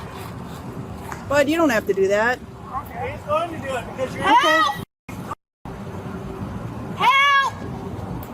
Help! Help! He's actually requesting a supervisor now, if one is available. What an incredible father. He's really raising his son right. Barking orders, demanding that he get out of the car and fucking scream for help. I don't even understand what that plan is. What was the thought process there? That the kid would get out and scream for help and then the police would show up. But the police are already there? Like, I don't really know who he was expecting to show up. Fucking Batman or something? Like, I don't really get it. This is just insanity. Like, this is just actual lunacy. and he's setting the worst possible example for his son. I'm going to spoil the big reveal here because I think it's pertinent to what's going on. This guy's no angel. I know it's going to be hard to believe. Imagine my shock when I found out that he actually has an extensive criminal history with a litany of charges, like an absolute laundry list of charges, and he should not, under any circumstances, even have visitation rights to his child. This guy is a fucking menace, and he's using his kid here as some kind of, like, accomplice to his nefarious scheme. It's so fucked up. It's so weird. Because you were doing something illegal. I wasn't. I was behind you. Okay. Honking my horn at you is not illegal. I'm allowed to honk my horn all I want.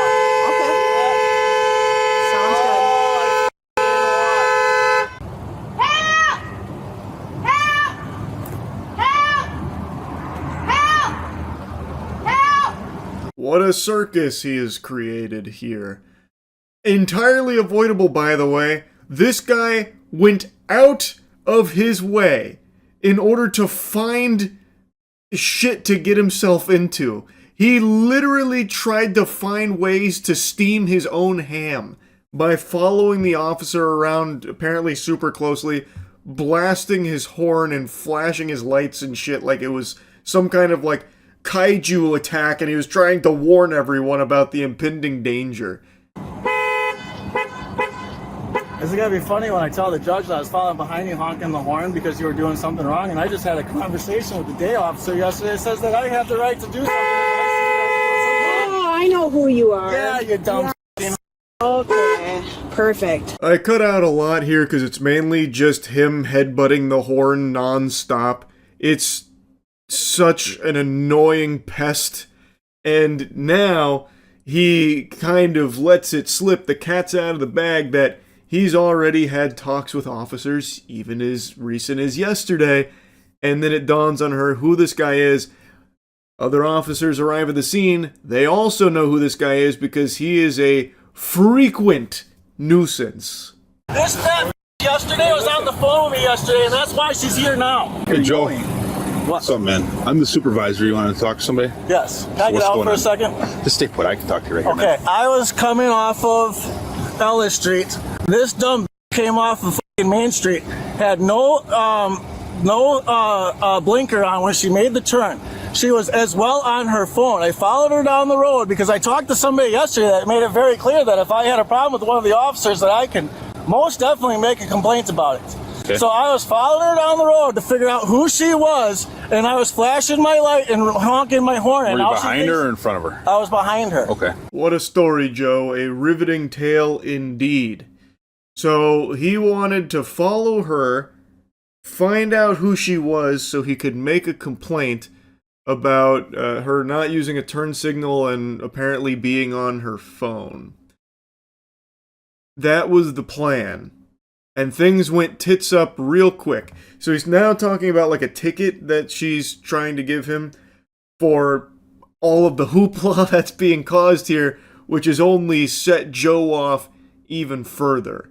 He is now fully deranged and has gone feral because of that, and no matter what the supervisor says, it's already too far gone. He is a powder keg that is in the process of blowing, and he can't stop blowing. And now she thinks she has the right to give me a ticket for honking my horn? I got every right to honk my f***ing horn. How close were you to her? I was a car length behind her. Okay. She swerved and hit the f***ing curb like a dumb bitch with her car over here. Yeah, so he could go around me. And I was nowhere close to being by her. Did I drive any closer to anybody else than I do any other day in the world?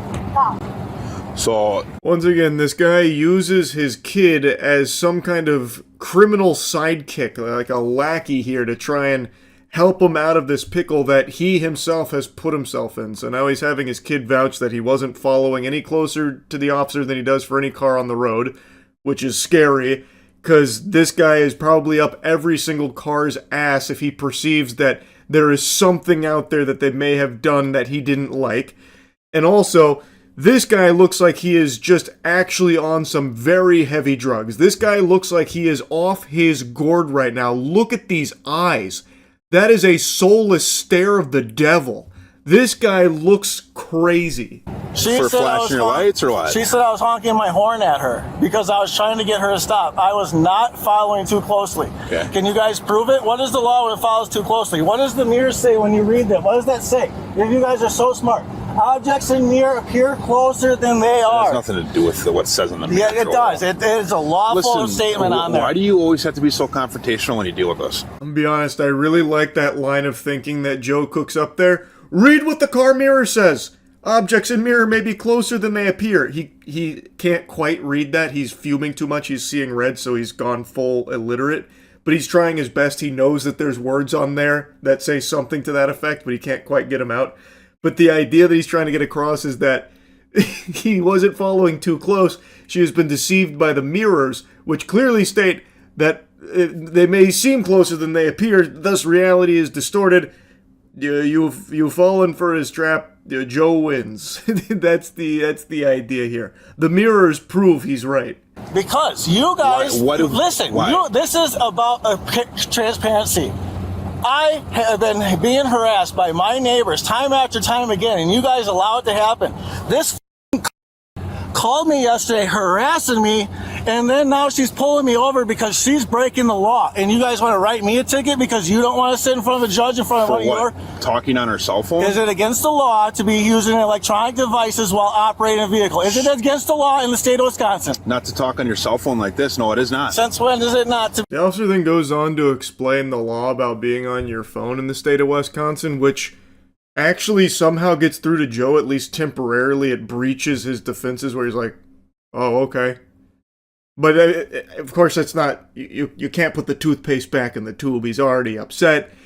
So, even though that does dawn on him that maybe there wasn't a law being broken there and that this is a whole bunch of nothing, making a mountain out of a molehill, he's still mad, and thus he needs to take out his wrath.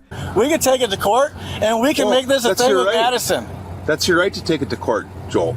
Just like you took that disorderly conduct ticket to court when we dealt with you down at the school. This dumb bitch literally said in front of my kids it ain't gonna do you any good arguing. I don't give a f***, dude. What are you gonna do? Not a f***ing thing. Because obviously you're letting this fat f*** do what the f*** she wants anyways.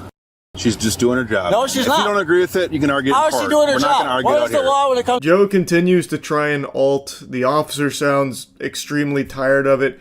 No one here besides Joe even seems mad.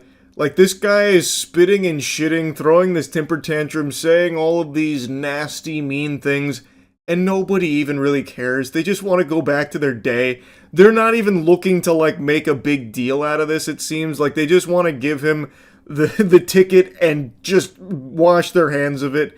But Joe insists on taking it to the highest possible extreme. Did I break the law? Okay. So stay put. Don't make this any worse than it has to be, Joel. What are you gonna do about it? Stop. I dare any one of you dumb to try to put your hands on me. Just stop. We don't want to have to. No, you started this. You're allowing your I didn't officer. start anything. No, I was behind your fat officer. If you be quiet and give us a minute, we'll be done here. No, there's no minute, you dumb.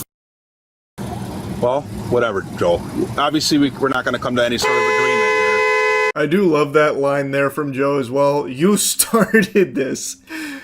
As Joe was literally the one that peeled off in order to try and get this officer to pull over for this whole song and dance that he had brainstormed.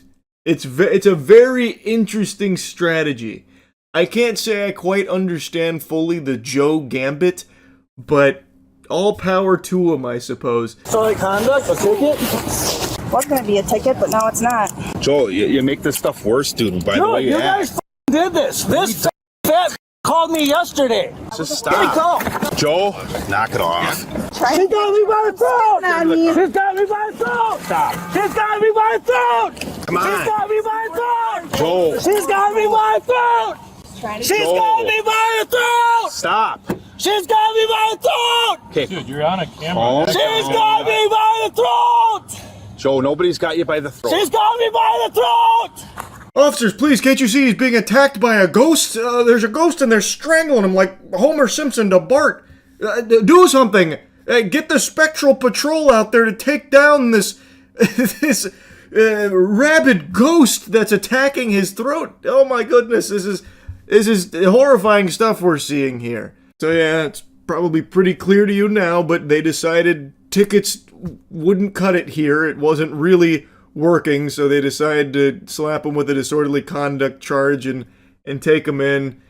I'm not gonna bother showing any more of his, tug of war with the police while they try and get him in the back of the cruiser. And to think that it all could have been avoided if that officer didn't just call him yesterday. What was that about, huh? Free my man Joe. He did nothing wrong. This was all, the officer's fault for driving, I guess. With Joe on the road. Driving while Joe on the road, that's a punishable offense. Joe owns those streets. You will drive the way Joe instructs you to. You are NPCs in Joe's world, and if you are a little out of line, you best be saying your prayers, because Lord help us, Joe's going to be trying to pull that ass over, I guess.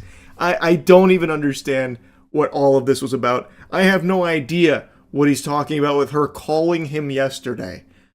I haven't the slightest fucking clue what that's about, but it seems like Joe is a daily problem in the area, so it seems like he basically has some kind of confrontation with police every day. So maybe she had responded to something yesterday that involved him. I really don't know. It's just so fucking outrageous. As the name of the video led me to believe, him pulling over the officer did not go well for him. An officer remained with Joe's child until his grandmother arrived to pick him and the vehicle up. Joe was charged with resisting obstructing an officer, disorderly conduct, and battery to a law enforcement officer. While the suspect never sued over this matter as promised, court records indicate the suspect has been repeatedly sued in court for injunctions against abusive conduct, failing to pay rent, repeated issues of failing to pay child support, disputes over child paternity, failing to pay rent, and civil evictions. In both 2023 and 2024, the suspect was prohibited against engaging in conduct or contact with certain victims he had previously targeted. The suspect also has an extensive criminal history, listing dozens of suspected misdemeanor and felony charges. Sure, it might seem like most of Joe's life is dedicated to just being a piece of shit, but I think this one that we just watched in the body cam is probably the one where he finally has his come to Jesus moment and realizes that he's got a problem and needs help.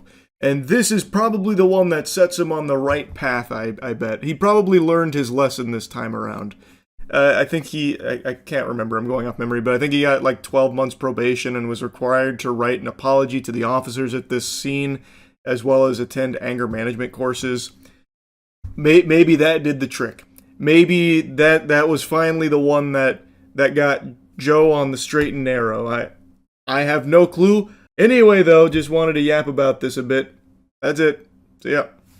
Sailor's Log, January 11th, 2026. Epstein files still not released, and still complete radio silence on the non-compliance exhibited from the administration with what they have released, where there is irrefutable evidence that they redacted, covered up names of people that weren't victims. They covered up names of potential perpetrators and people of interest, which they were not allowed to do. They have still not fully released the Epstein files. They are still kicking that can down the road. They have still not complied with the law that they were supposed to follow with all of this. And yet, nothing is happening. They are not being, punished for it or anything. They just get to do whatever they want, or get to not do whatever they don't want to do. It's complete lunacy, and the Epstein name is conveniently starting to fall out of people's lips, and it seems like the people in power are just conveniently forgetting who that is. It's like the Duffer Brothers with the Demogorgon. Who's that? What is that? Who? Epstein? What in tarnation is that mumbo-jumbo? Some kind of Frankenstein spinoff? I've yapped about it a lot, so instead, let me yap about something kind of adjacent to that. Dan Bongino. Dan Bongino was a podcaster who actually got to serve as deputy director of the FBI last year, and one of his big promises, one of his big things that he was going to fight for the people, for the American public, being the patriot that he is, he was going to go in there, he was going to get the Epstein files out, and he was going to get people held accountable. And guess what happened when Dan Bongino finally made it in there? nothing. Less than nothing, really. Calling what he did nothing is a generosity that he doesn't deserve to be afforded. If you went into your bathroom right now and squeezed your empty tube of toothpaste, the fucking air that pops out of it would have more value than Dan Bongos going into the FBI. It's so fucking pathetic. But at least he has a really cool legacy he left behind with his time in the FBI with this iconic clip. You said Jeffrey Epstein committed suicide. People don't believe it. Well, I mean, listen, they have a right to their opinion, but as someone who has worked as a public defender, as a prosecutor, who's been in that prison system, who's been in the Metropolitan Detention Center, who's been in segregated housing, you know a suicide when you see one, and that's what that was. He killed himself. You want me to? I've seen the whole file. He killed himself. Holy shit.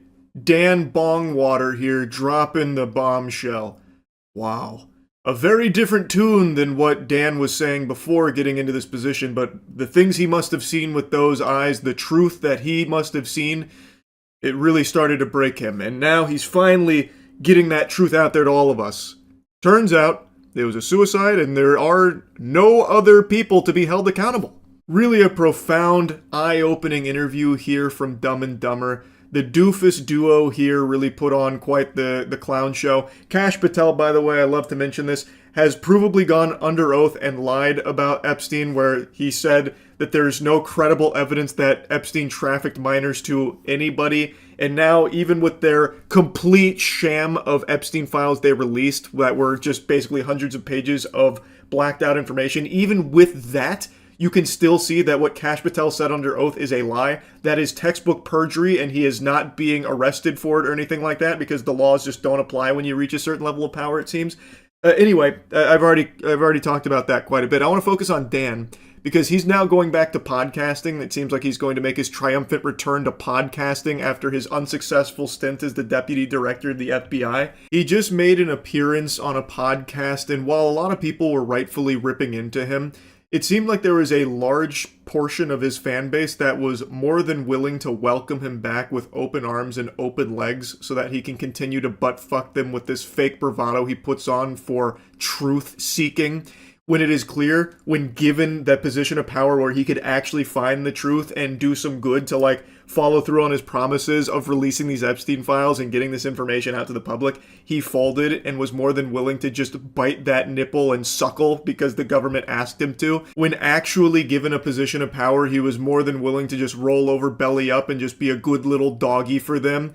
And now he's coming back and pretending like he did anything worthwhile, and people are still willing to just forget the entire year he spent as deputy director and did nothing about what he said he was going to do. Again, still no arrests from everything in regards to the Epstein clients. Still nothing.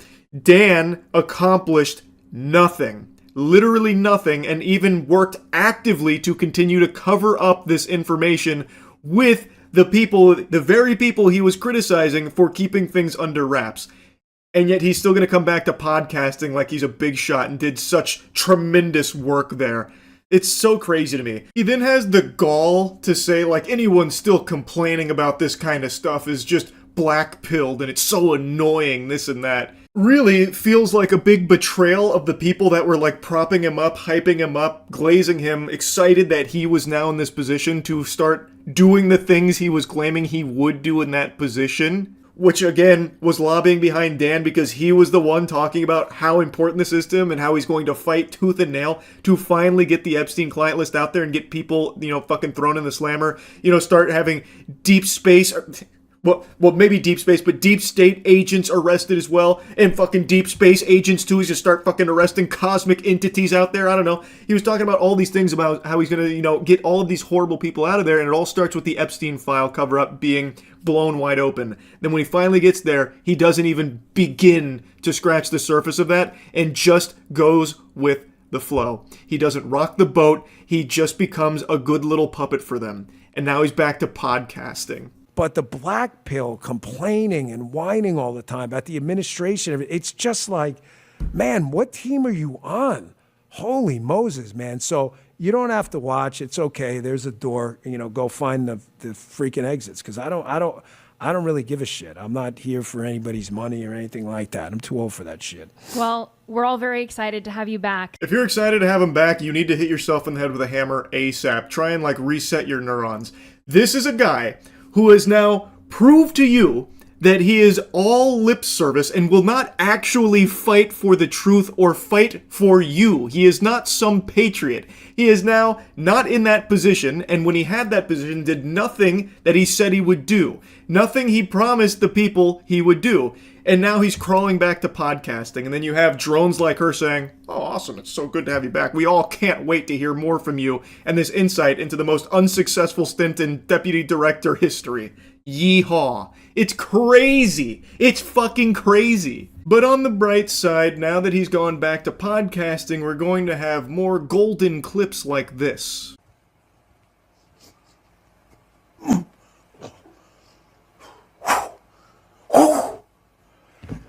This is Karate Man. Double leg. The jump kick. The side kick. The roundhouse.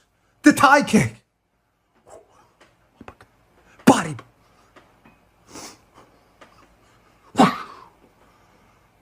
A true disciple of Bruce Lee himself, no doubt.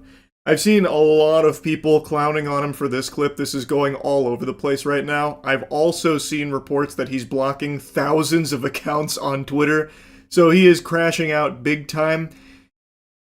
So, stand back, crooked FBI directors, because now you got Dan Bongino back with a microphone on a podcast where he is most dangerous. That's when he does his best work, not when he's actually in a position of power to start, like, holding people accountable, but when he can pretend that he will. That's when you gotta be careful. So Dan Bongino back in Ultra Instinct mode. Fucking clown, man. That's really about it. See ya. That's what you would have seen if you were the doctor delivering me when I was a baby. It's time for a classic make fun of Twitch moment. I just learned about their new sponsorship opportunities, and I know I'm a little tardy to the party on this one, but I'm still gonna get the farty sharded because this is very impressive clown behavior from Twitch. This one's even more out of touch than their normal shenanigans.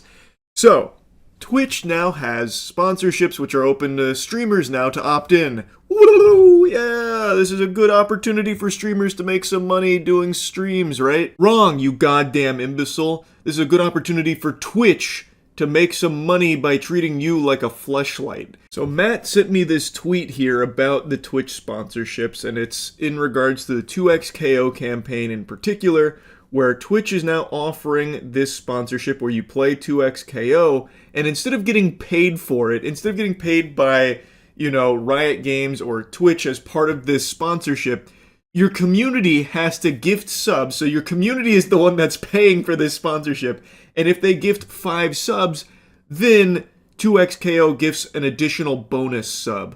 It's as stupid as it sounds. So basically, you can do a sponsorship here and earn $0 for it.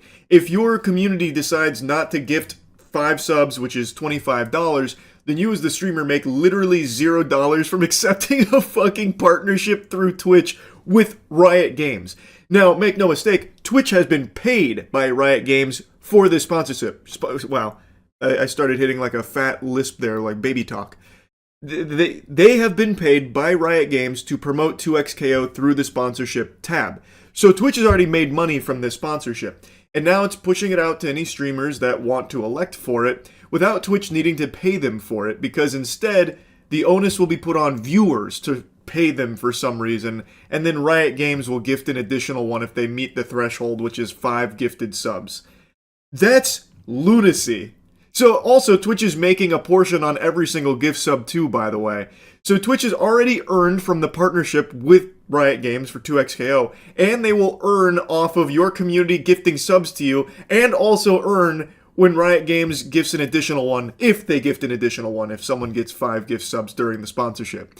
Actual insanity. The greed is laughable. Like, this is like cartoonishly dumb. And I had to see it for myself, so I went on my Twitch dashboard, went to the sponsorship page, and sure enough, there she blows.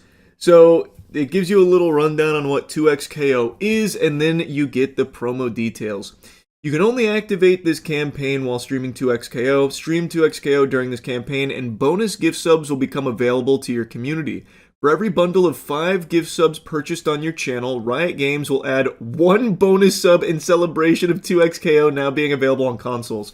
For reference, 1 gift sub is about $2.50 to most streamers on the platform. So, how generous the benevolent saints on the 2xKO brand partnership team are willing to give $2.50 to communities that have individuals fork over $25 during the streaming of their game. What an interesting model. But be on the lookout, because they'll also be periodically giving out even more gift subs on top of that. This offer is only available on your channel during the campaign dates and while you're streaming 2xKO. Bonus gift sub earnings are paid out based on your typical net revenue share. You must opt in to participate in this offer. Terms apply. What a nifty idea, where the only person that walks away with a W is Twitch, because it costs them $0 and they make money on already securing the partnership with Riot for 2xKO, and the gift subs from the streamers community, and the gift subs from Riot with 2xKO. And Twitch, they didn't have to do anything. That's fucking free money right there. Holy Toledo.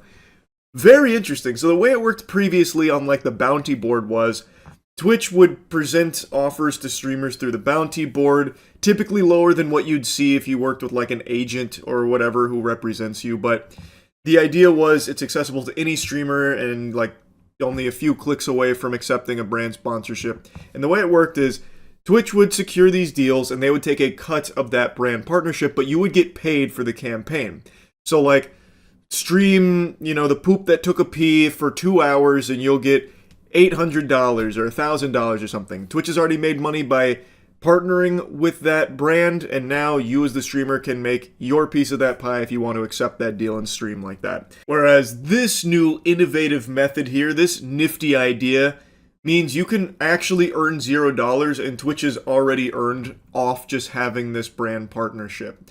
So there's no like actual payment anymore, like campaign payment from the brand. It now has to come from your community to even trigger the brand to give you like $2.50 on top of it.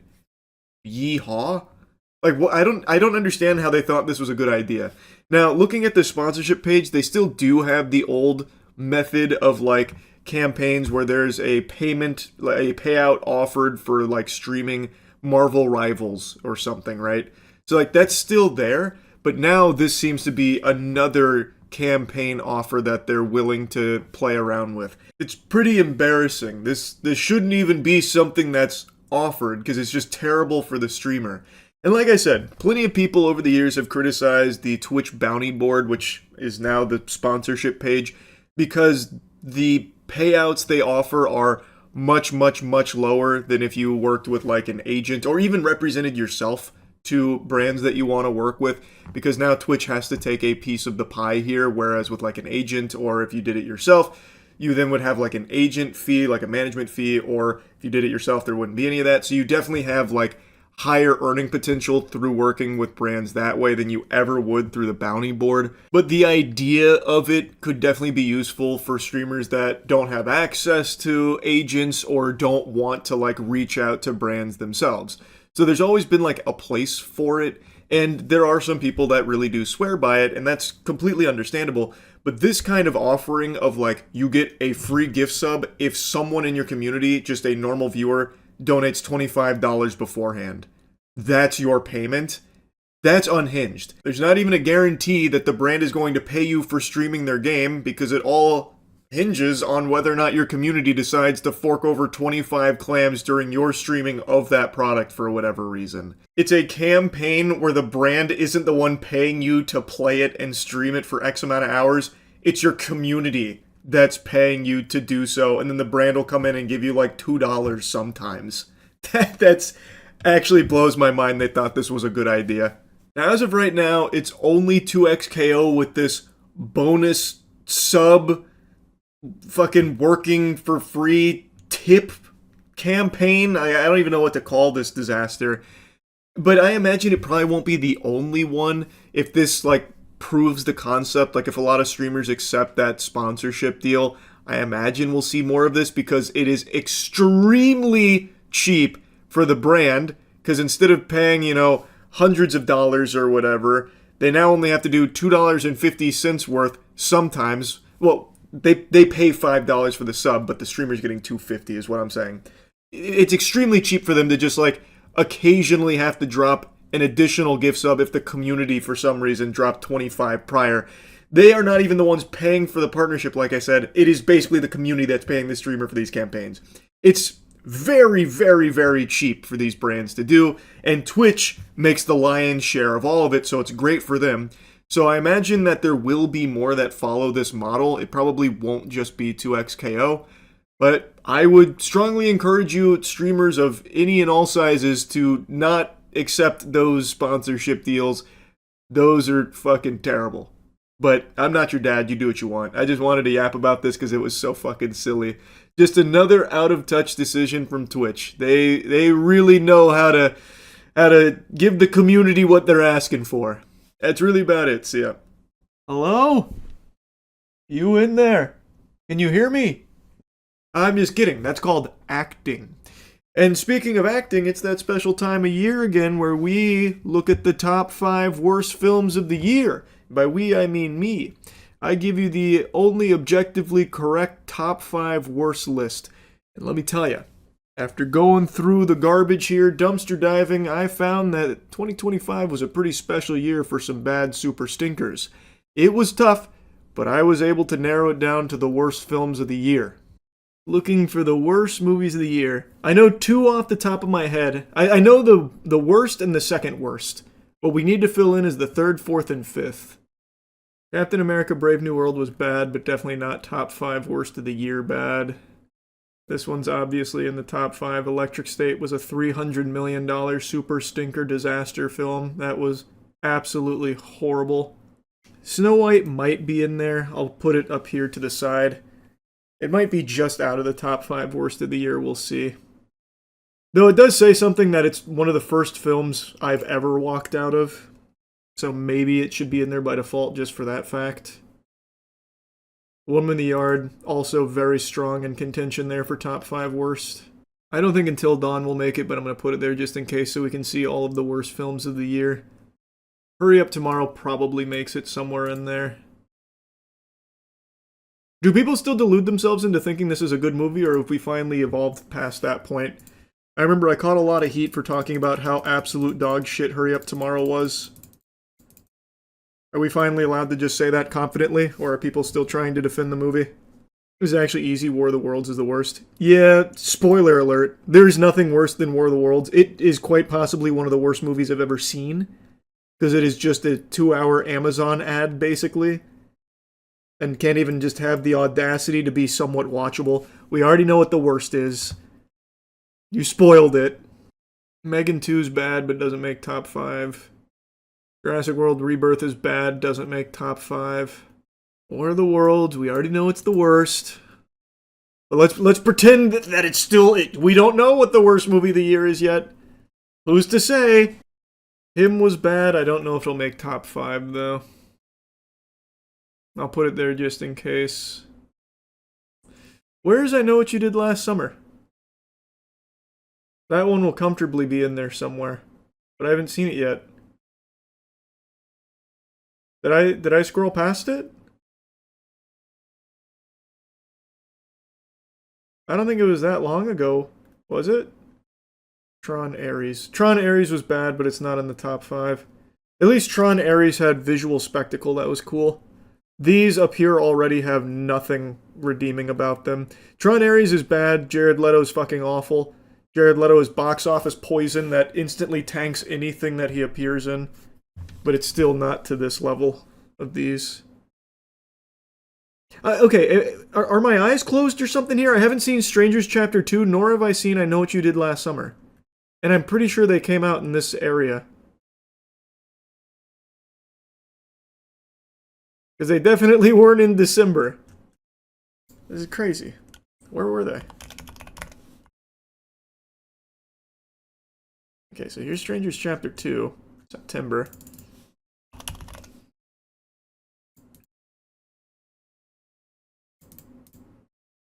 July. Wow, I didn't know it was that far back. Okay.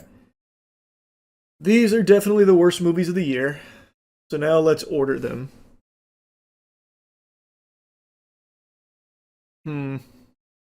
Pretty competitive. Pretty competitive year for dog shit.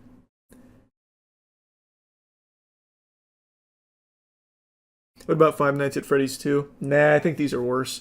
At least I had somewhat of an enjoyable time watching that, even though I think the movie's terrible. These were miserable. It might be I Know What You Did Last Summer. I think probably I Know What You Did Last Summer would be number 5. Yeah. This movie just sucks major ass across the board. The characters are extremely stupid, and you as the viewer, like, are just insulted for even being there. It's just genuinely, like, a mind-numbing film. It also ruins the legacy characters from the series. Spoiler alert. Does anyone care? I doubt it. In fact, I'll do you a favor. The main bad guy, well, the surprise main bad guy after the main bad guy reveal is Freddie Prinze Jr., which is crazy. That's a crazy decision to have him be like the ultimate bad guy after the way he was established in the series already. Let's not act like the original was good. Yeah, but the original's at least charming. It's still like a classic. This is just trash. There's just nothing to like about this movie at all. Genuinely nothing. Heel turn for Freddy. Yeah, it's a nonsensical one too. The monkey at least had some interesting kills. Monkey wasn't good, but it wasn't this bad.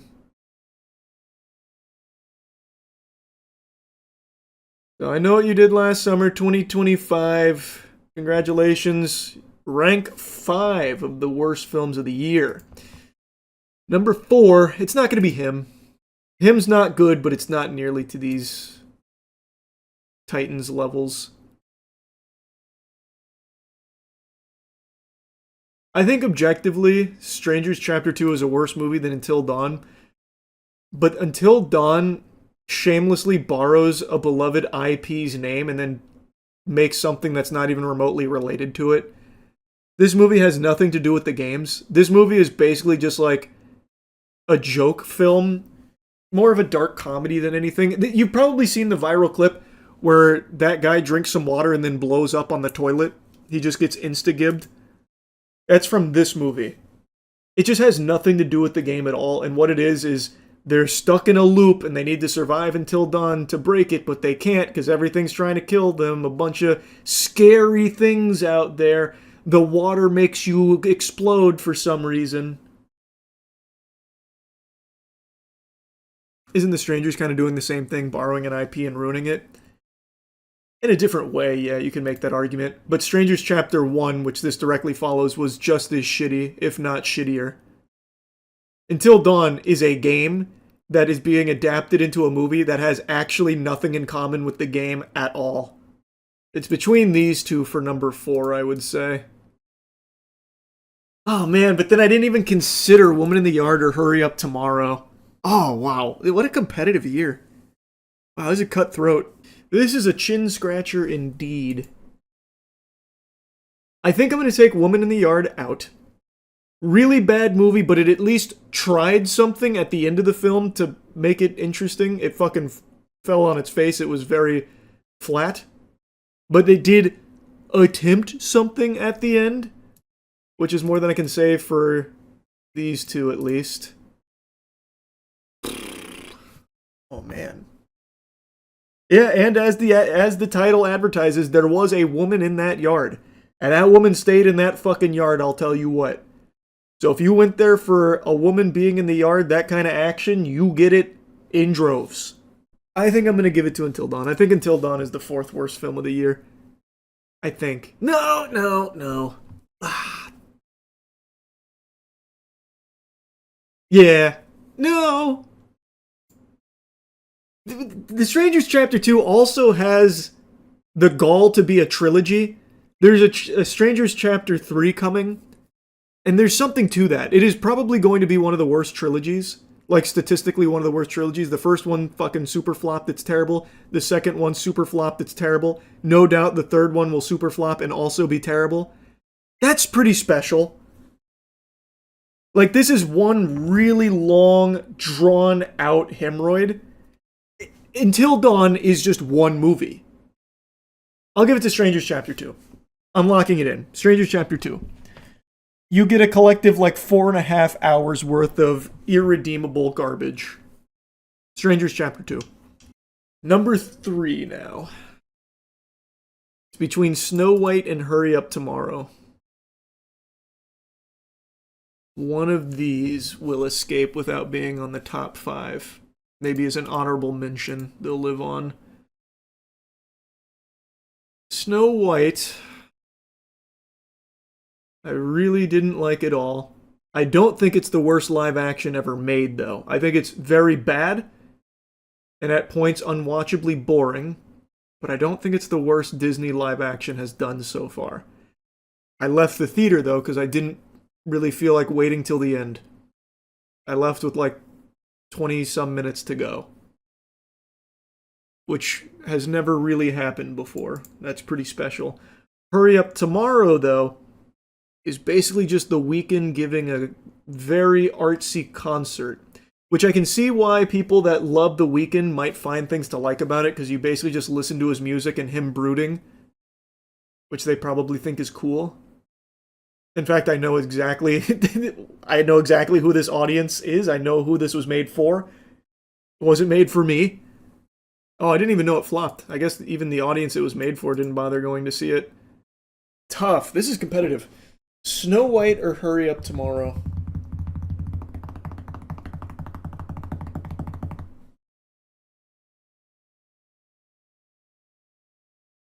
The scene where he says, "Shut up," kills me every time. Hurry Up Tomorrow does have some iconic scenes with The Weeknd. Snow White has nothing. So maybe that's a point for Hurry Up Tomorrow to get out of number 3. Because I do remember more from Hurry Up Tomorrow than I do Snow White. Him being tied to the bed, having gasoline poured on him, and he starts singing a cappella. There are some good moments in there. Good, as in, like, silly, stupid.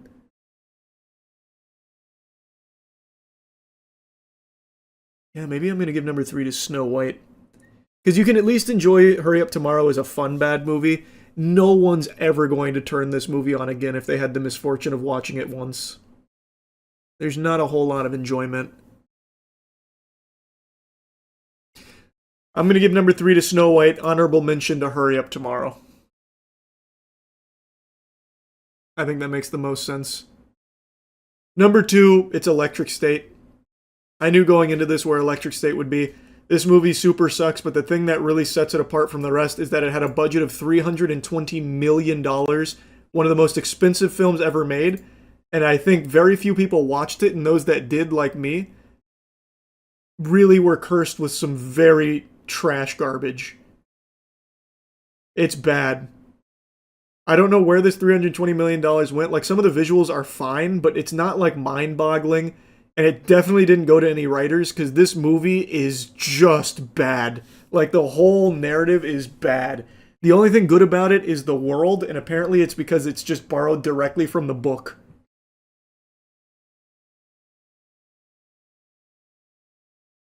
Laundering scheme tier. It has to be money laundering, right? With a budget as bloated as this, it's gotta be to some extent money laundering. Russo Bros need to stick to superhero movies. Maybe. If this is the best they can deliver outside of the superhero genre, absolutely. Electric State is an astronomically bad adaptation of its source material. The author was so insulted he refused to have his name credited. Is that true? I didn't know that. I mean, I knew that they, like, bought the rights to do this. I didn't know that the author refused to be credited. But yeah, easily number 2 worst movie of the year. No doubt. And number 1, surprised to no one, it's War of the Worlds. This is a historically bad film. There's just actually nothing to like about it. But This is a movie you could kick back with your friends and have a good laugh with. This is a movie you can point and laugh at comfortably. Like, you won't be bored if you're watching this to shit on it. It gives you endless material to insult. All the Amazon product placement. To call it product placement is so underselling it. It's not product placement. The whole movie is about the product. A core component to the ending is the goofy boyfriend who's like, I work for Amazon and I actually fucking love it. Wait, Mr. Ice Cube, we have to get you this fucking thing. I forgot, I think it was a thumb drive. But you're too far away. Wait, Eureka! Amazon drones. I can fly an Amazon drone. So then you have an entire chase sequence of the Amazon drone avoiding alien spaceships. He's like, oh, Amazon drone. Yeah, my Amazon drone. Fuck. And then they like hack into that guy's phone to flip over the Amazon drone once he like turtles it.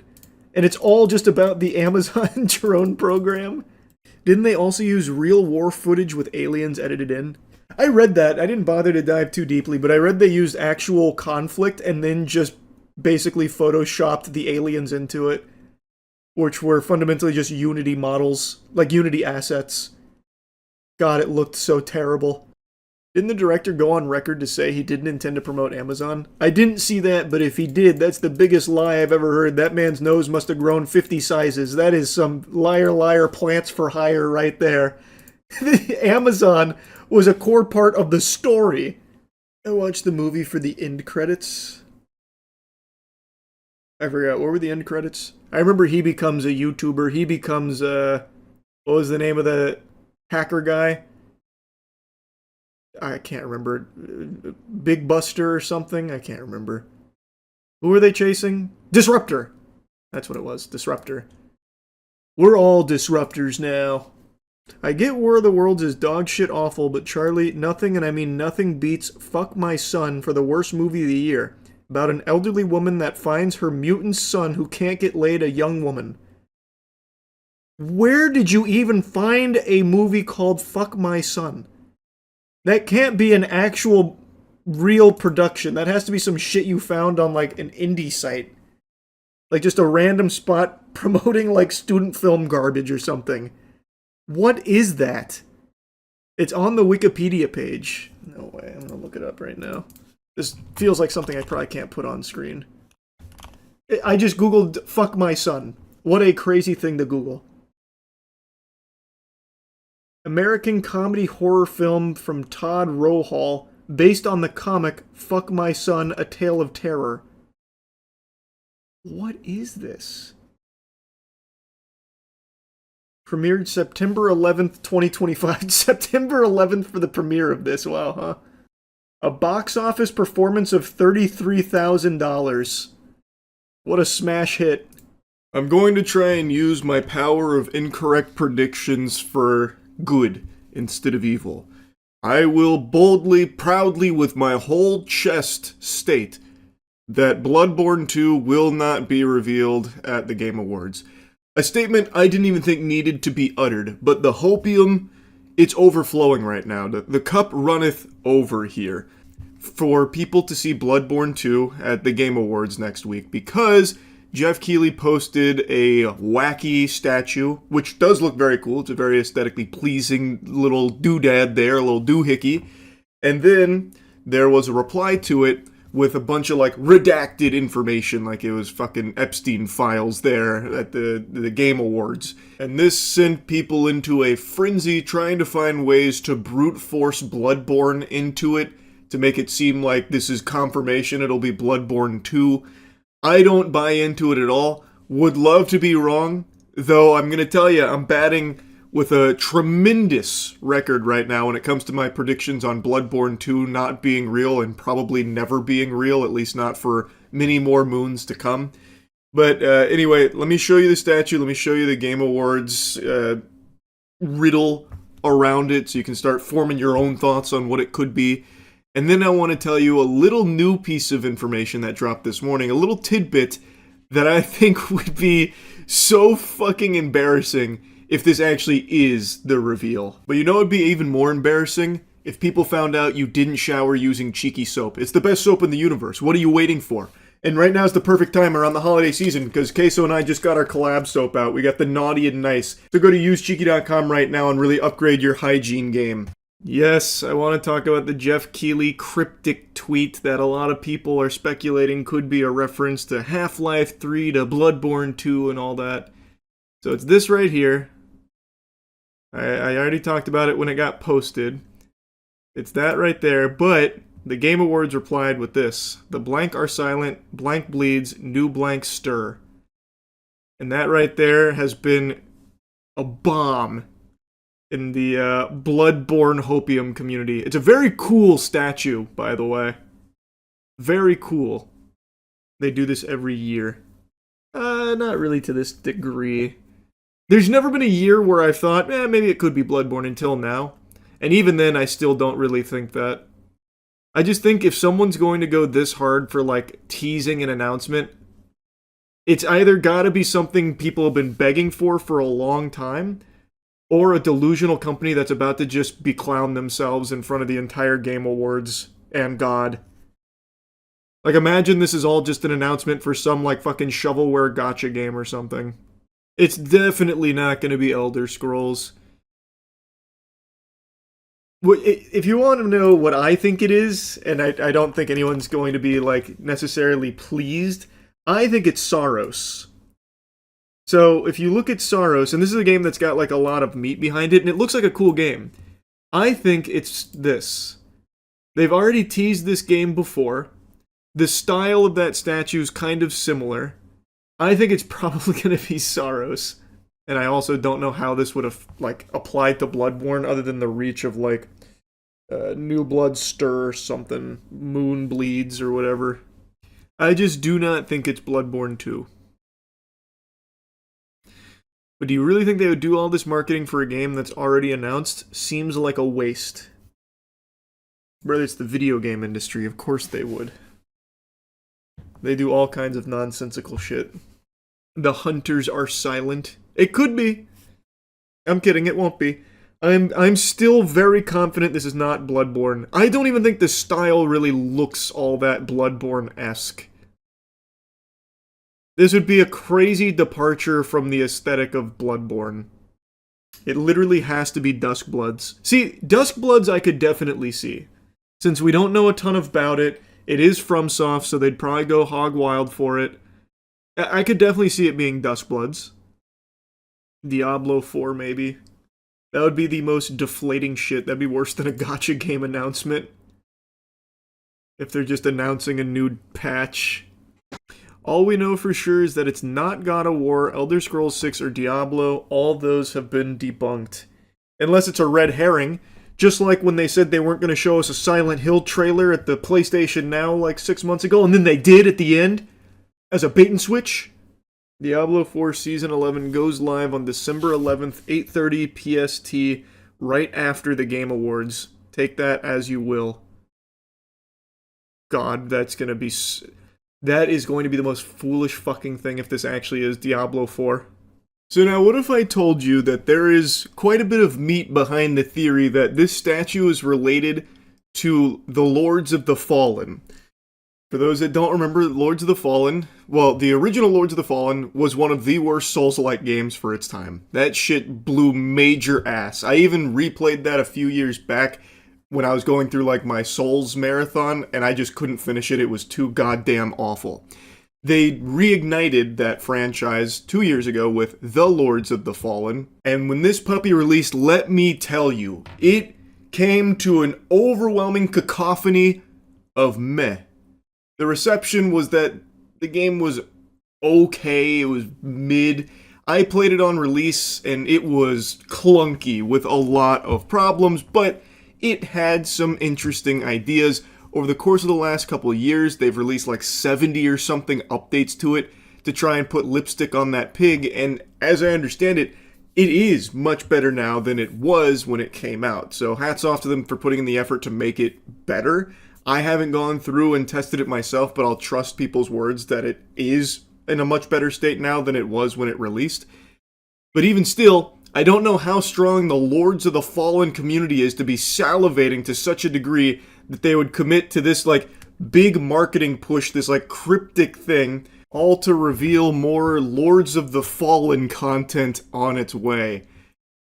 I feel like if that is the case, and I'll show you the evidence here, the audience will be silent. Like, even fans of Lords of the Fallen are saying, like, this would be pretty underwhelming if it's you guys doing this. Because, like, again, even though the game's in a better state now, it's not exactly something that people have been dreaming about, fucking soiling their britches hoping for, and getting, like, this really big, like, mystery ahead of the Game Awards where some big things do get revealed. It would feel very, like, if it is Lords of the Fallen 2. Anyway, though, they posted this tweet, "Something stirs within, ready to rupture," and people were quick to notice that something stirs within so soon after the Game Awards thing. Well, that's a little odd considering stirs is there as well. And the aesthetic of the statue does match the aesthetic in Lords of the Fallen. Also, the way Jeff Keighley initially tweeted, "Regal inspiring thickness," is very similar to how Lords of the Fallen tweeted, "Executions, tentacles, rotting corpses," all things also present on that statue. There is also mention on their Twitter of blood and bleeding. They like to use the word bleed a lot. So there are some things that seem to suggest this could be Lords of the Fallen related. But nothing concrete, nothing confirmed, but that right now seems to be the leading theory. And if that is the case, wow, what a letdown that will be. Like, I hope Lords of the Fallen 2 will be great and a huge improvement on the first one.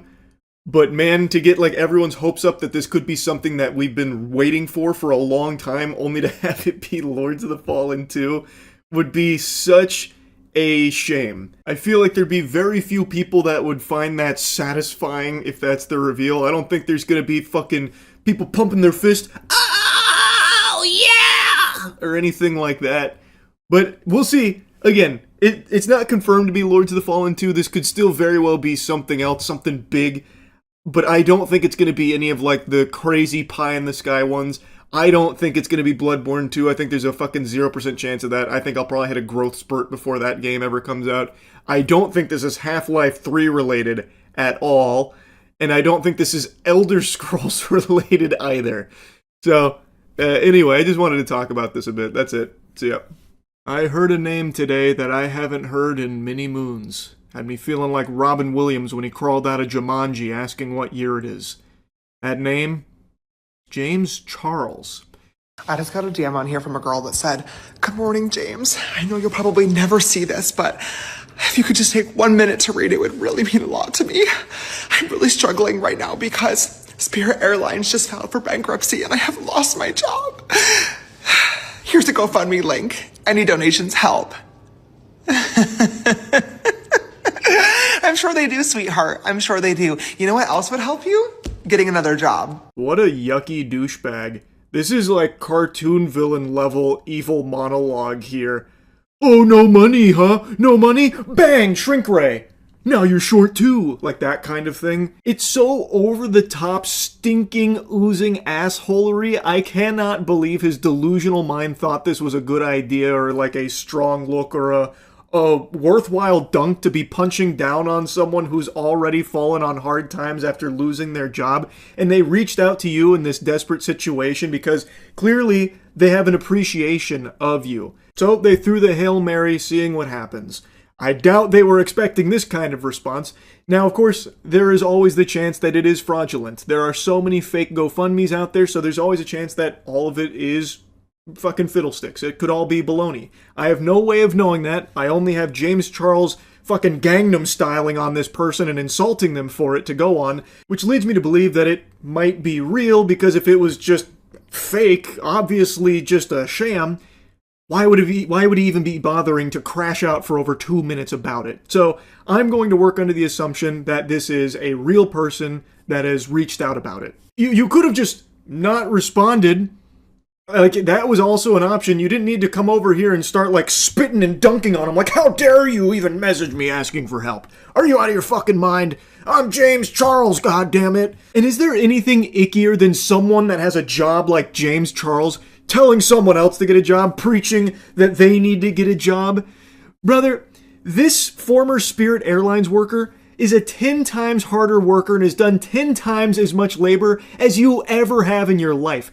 James Charles' entire career has been just farting out dog shit products and posting cringe videos, and he couldn't even do that without also trying to sext minors. So how dare you try and tell an actual hardworking American to go get a job as if you've done anything worthwhile and you've done like actual work.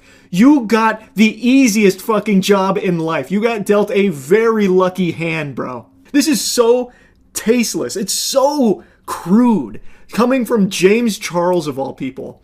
So you've never been in a desperate financial situation. Great. Group hug in the shower tonight, James. Glad you've never gone through a financial struggle. This person is. And they desperately tried to reach out to you, and there's no obligation for you to try and like save them or anything. Obviously, there's no expectation of that, but they tried anyway because they're feeling in a rough spot. So they tried, and now you're insulting them and publicly trying to humiliate them for it. It's just so gross, bro.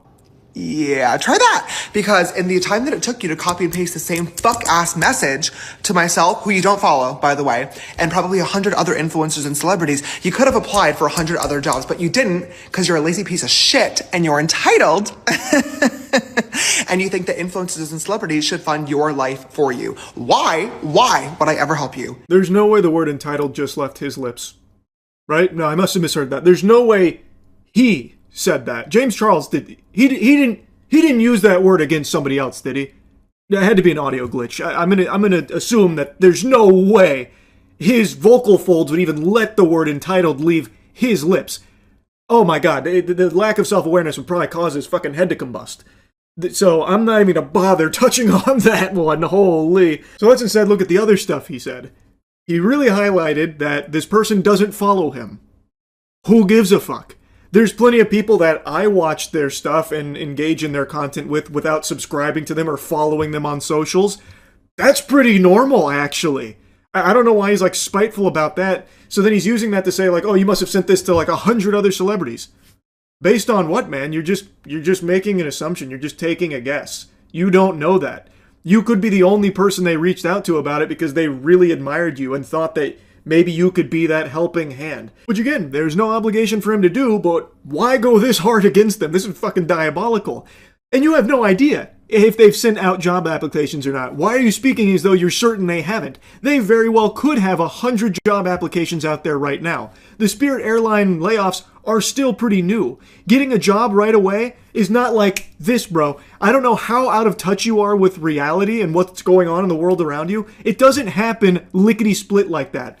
So in the meantime, they are out income. And I imagine as a Spirit Airlines employee, they weren't rolling in dough, able to afford fucking mansions and stuff. They're probably wondering where next month's rent is going to come from in the meantime in between jobs. So they reached out to you in the interim. That would be my guess.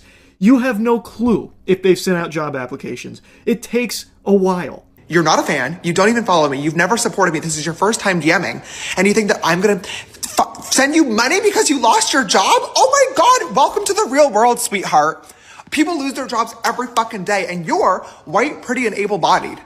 You're in a much better position than a lot of other people out here who are trying clearly much harder to make a better life for themselves. Why would I fucking help you? What is Dr. Doofenshmirtz even crashing out about at this point? He's having a conniption, blowing a gasket.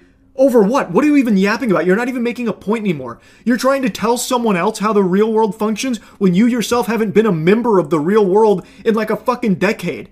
You are so detached from the real world, yet you're over here lecturing them about it? It's absurd, bro. You couldn't write someone this out of touch and this unlikable. He's like the Starbucks CEO about the $9 coffee and the premium experience, but wrapped up in like an insufferable asshole influencer. Aside from that, 17,000 people lost their jobs at Spirit Airlines. Why do you think you need the GoFundMe? I can at least like 1% respect the mentality of closed mouths don't get fed, doesn't hurt to try. But honestly, it does hurt to try because now you pissed me off. Okay, I'm not the one. Go find fucking Mr. Reese. This is literally his entire shtick. I'm sure the next YouTube video is literally going to be like, I rehired all 17,000 of the Spirit Airlines employees, and it's going to be the real life Hunger Games. The last one of them to leave the Spirit Airlines plane gets to be the CEO of the new company and gets a house and a car and $10 million that everybody else dies. Stop trying to make jokes. Like, actually, just please stop trying to make jokes, James. Put the kibosh on it right now. It's miserable listening to him try and inject humor into anything. Why did it piss you off? How does that piss you off? Yeah, 17,000 people lost their jobs here, man. That's 17,000 people that are now out income. I imagine a lot of them are feeling very similar ways to the person that reached out to you. This person just decided to try. They decided to throw a Hail Mary. Again, you could have just ignored it. Why did it piss you off? That's a fucking you problem, man. That is a weird response to it. Like, go find that video to compete in, baby. I'm not helping you. I'm not fucking helping you. All you did was lost your job, okay? Welcome to the real world. I can at least understand if you were like, James, I'm a longtime fan. Here's a trillion years of DMs and my support for you. I love you. I'm suffering with a really rare genetic disease that there is no cure for, and I'm trying to raise money for myself and other people that have this. Maybe I would help. Maybe I would help because I love you and I appreciate you. This bitch, you lost your fucking job? What are we gonna do? Nothing!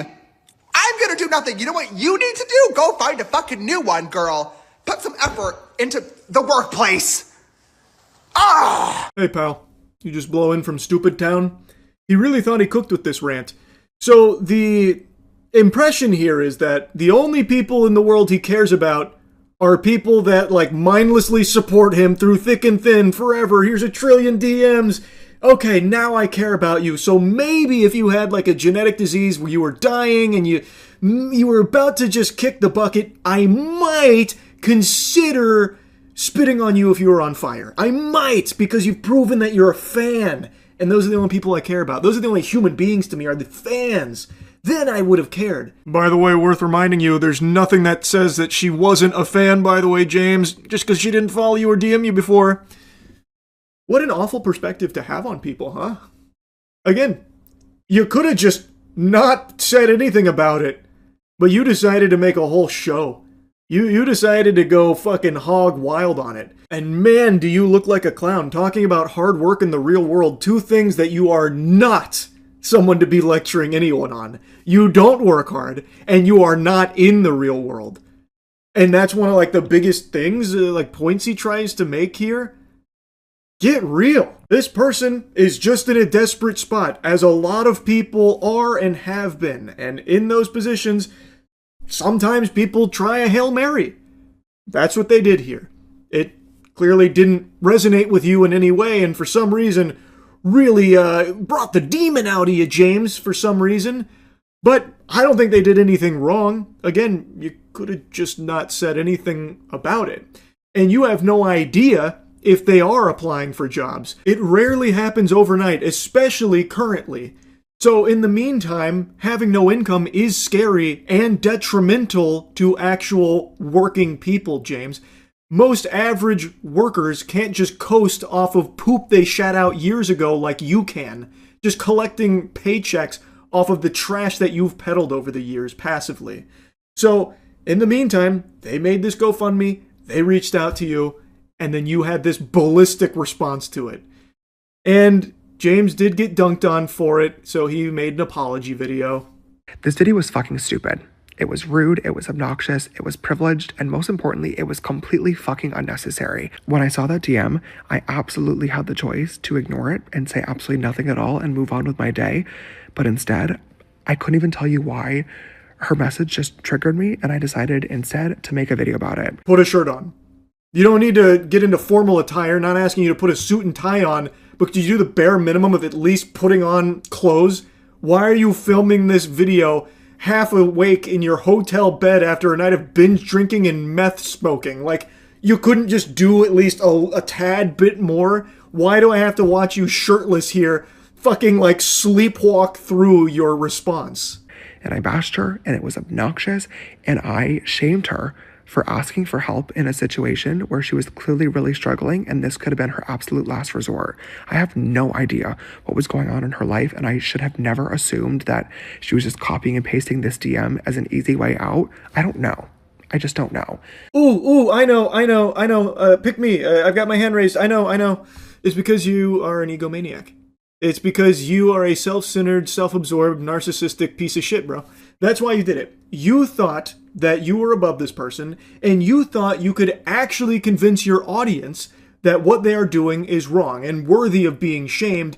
And you tried to even spin it in a way like hard work, when you yourself are not the product of hard work.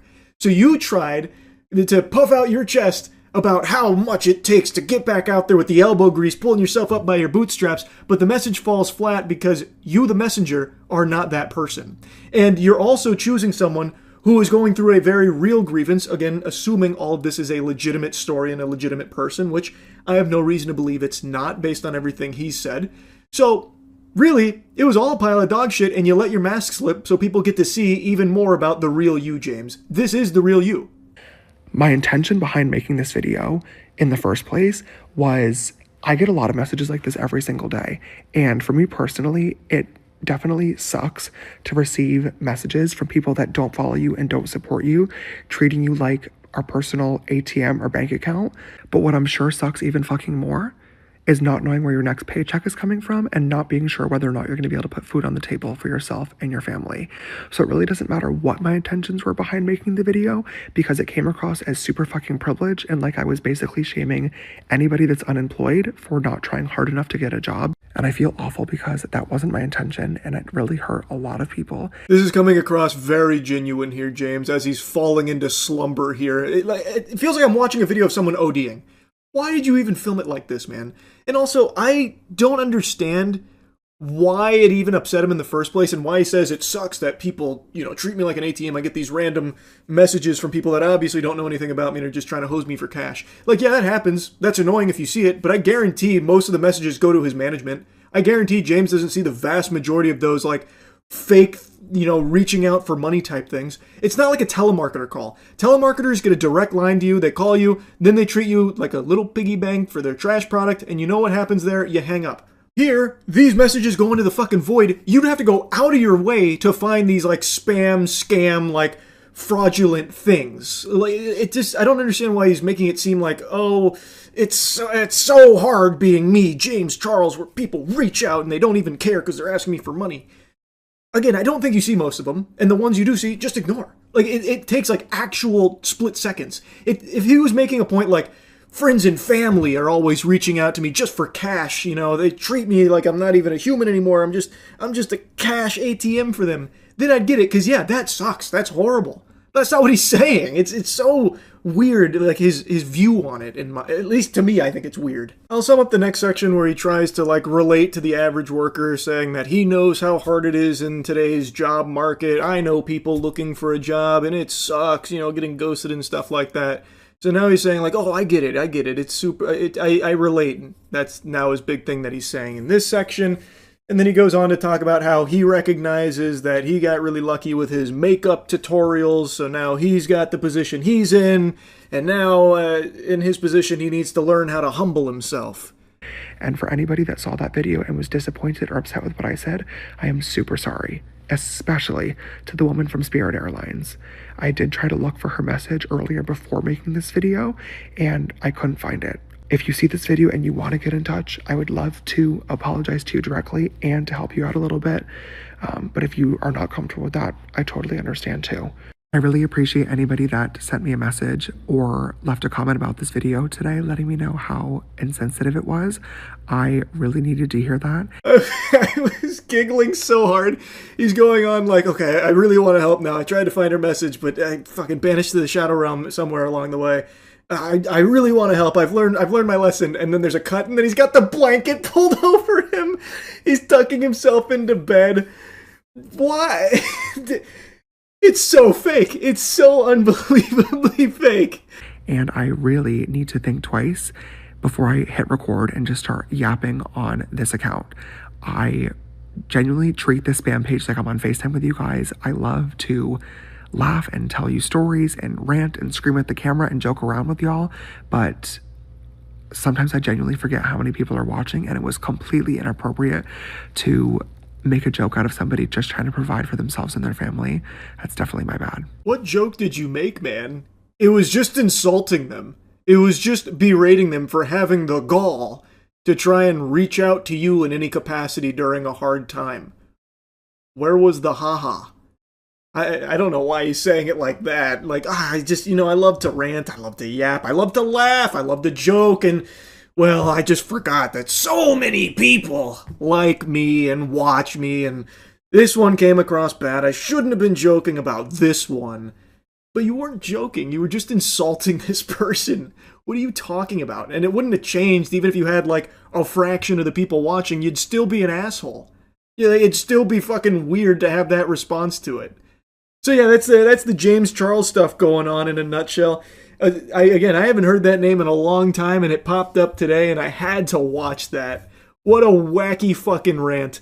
Anyway, that's really about it. So yeah, dodecahedron. Very powerful.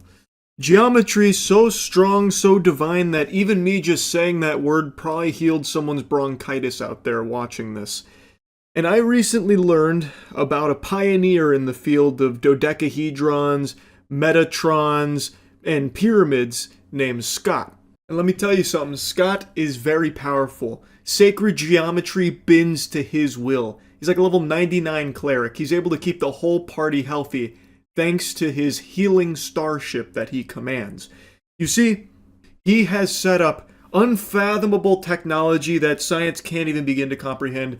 It's copper pipe in the shape of dodecahedrons. He also has a Metatron Merkaba, of course, you can't forget that. A pyramid, as well as like a little table underneath this where patients will pay a visit to Scott and also pay hand over fist oodles of cash, presumably, to be there. And what Scott does is heal them. He basically sits you down in his dodecahedron copper contraption and he factory resets your ass. He's setting that shit back to default settings. He could probably even fucking de-age you with this. If you go in there and you're like 80 years old, you'll leave 18. But, as they say, the proof is in the pudding. So let me show you a little bit of butt here. I'm going to show you some of Scott's work, and it's irrefutable evidence.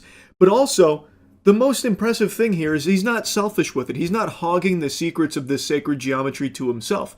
In fact, he is enabling anyone out there to buy their own dodecahedron copper contraptions from him, from his website, and you can even own your own Metatron Merkaba for the low price of $150,000. Have you heard of dodecahedron quantum healing? Okay, can't say I've heard of that one either. Dodecahedron quantum healing, huh?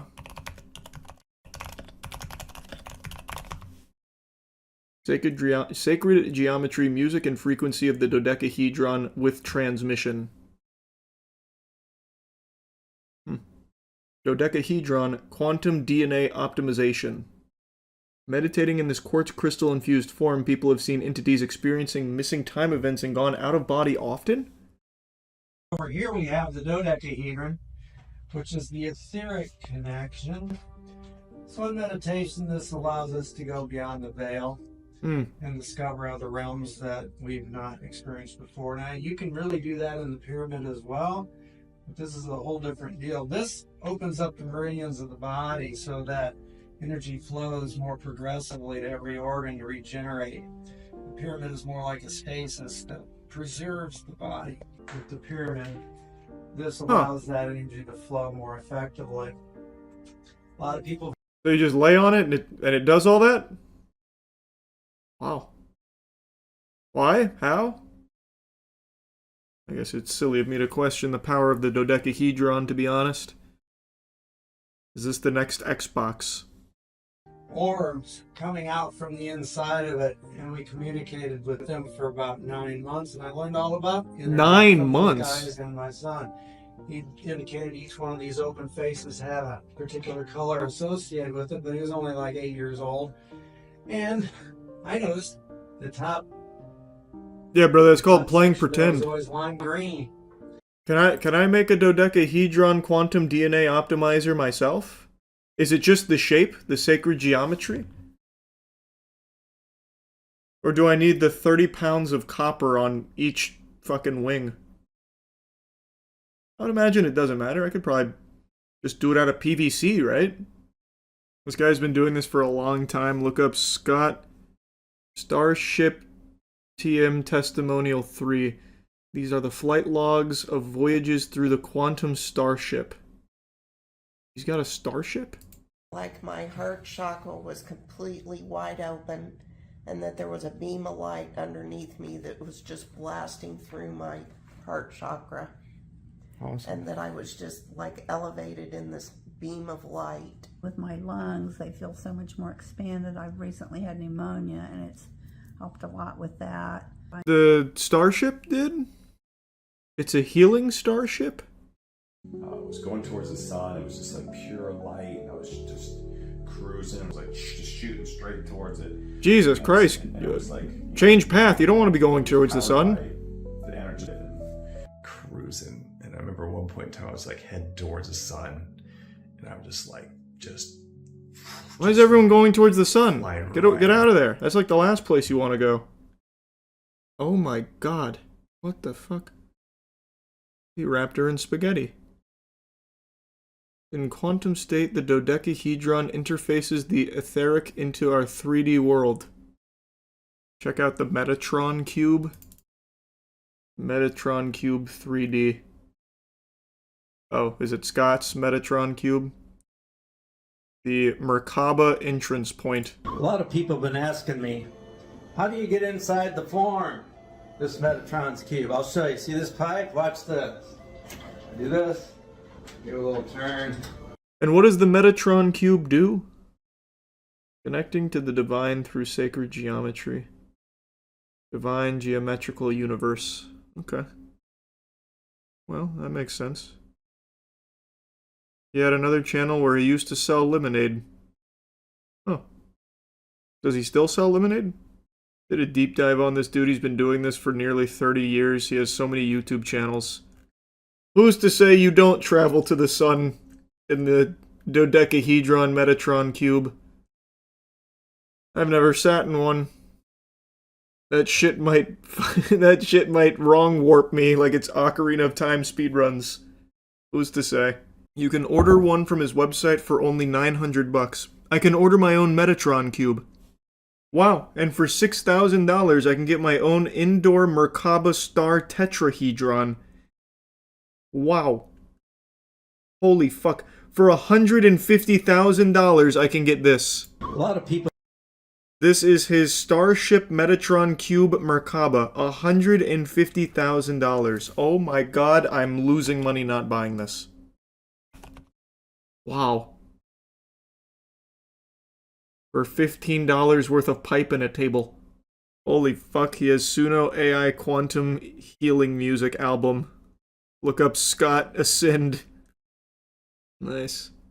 Oh, the $900 is for his mobile pyramid. for his mobile pyramid. Thank heavens. I was needing that. For when I need to starship travel on the go.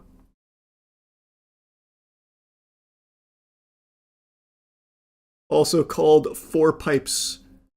Yes, but in a pyramid shape. And copper. Portable starship. Yeah, exactly. See, that guy gets it. For $2,700, I get the dodecahedron printed crystal connectors. All of these seem great. Have you not looked at the studies page on his site? Oh, does he have studies? Experience what 3.3 million people are discovering. 3.3 million? The Starship, trademark, has been on the move in 2025. You can become one of the first in the world to study the effects of the dodecahedron, star tetrahedron, and platonic solids on life. Below are a few on pyramids. 100% undeniable fact that there are powerful energetic influences at play here. Let's learn together and explore new ways to quantify results. Oh, I actually didn't say quantify. Quantify results. Okay, so no research on his $150,000 offers, or the $8,000 offer, or the $2,700 offer. But for the $900 mobile pyramid, we have the influence of pyramid structure on cells. The Earth is made of cubes. Go to the consultation page. You can buy a session with Scott for $100 per hour. Well, what's the session going to consist of if I don't buy his mobile pyramid or his tetrahedron? What's he going to do? Just play AI Suno music at me? What does that look like? I'm curious. Let me see. AI speculates on Starship. Cool. Booking. An energy/health consultation or the Starship session for 2 hours, $333. What does it consist of, though? This is just a picture of you, Scott. Oh, here we go. Scott will guide you through relevant considerations for improving your health to include radiation exposure reduction, working with the energy forms using light therapy, magnetic therapies, oxygen therapy, PEMF therapy, essential oils, genetic signaling, exercise, longevity, and anti-aging considerations, massage, etc. He's gonna massage me? Oh wow, wait, what? Scott was diagnosed with leukemia in late 2006, cured it in 3 months after discovering his cure protocol early in 2007. There's no way he's trying to say that, like, the dodecahedrons and tetrahedrons that he sits inside cured his leukemia, right? That would be another level of scam. It went from silly to downright exploitative.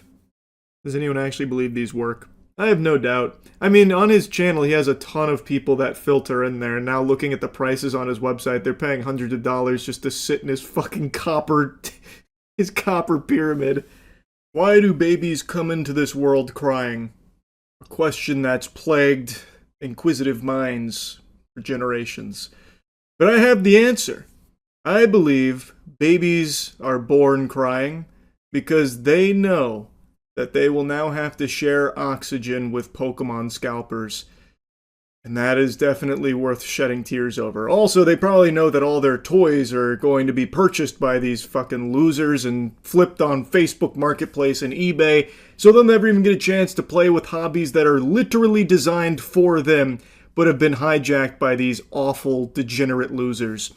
Another day, another big load of spit that I gotta fucking hawk the loogies on at scalpers. Why don't you just hell out and have one, dude? He's literally like asked you so politely, like. Yeah, shit. You want this one? You really do? Yeah, you do? Yeah. He just wants the pouch. But no, now you gotta buy it because you just did that. No, leave it there. Because he just did that thing. There you go. You know why? Because I opened this. I collect this. Yeah, I didn't do it. Okay, then buy it. Well, you can. You have all of them. That guy's nose grew 50 inches with that big lie that he told.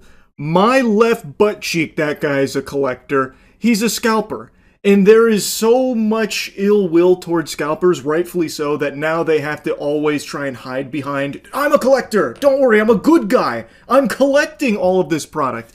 But everyone knows that's not the truth. Just look at this fucking goober. Look at the way that he lashes out because someone had the audacity to ask for one of the Pokemon products that this guy is hoarding.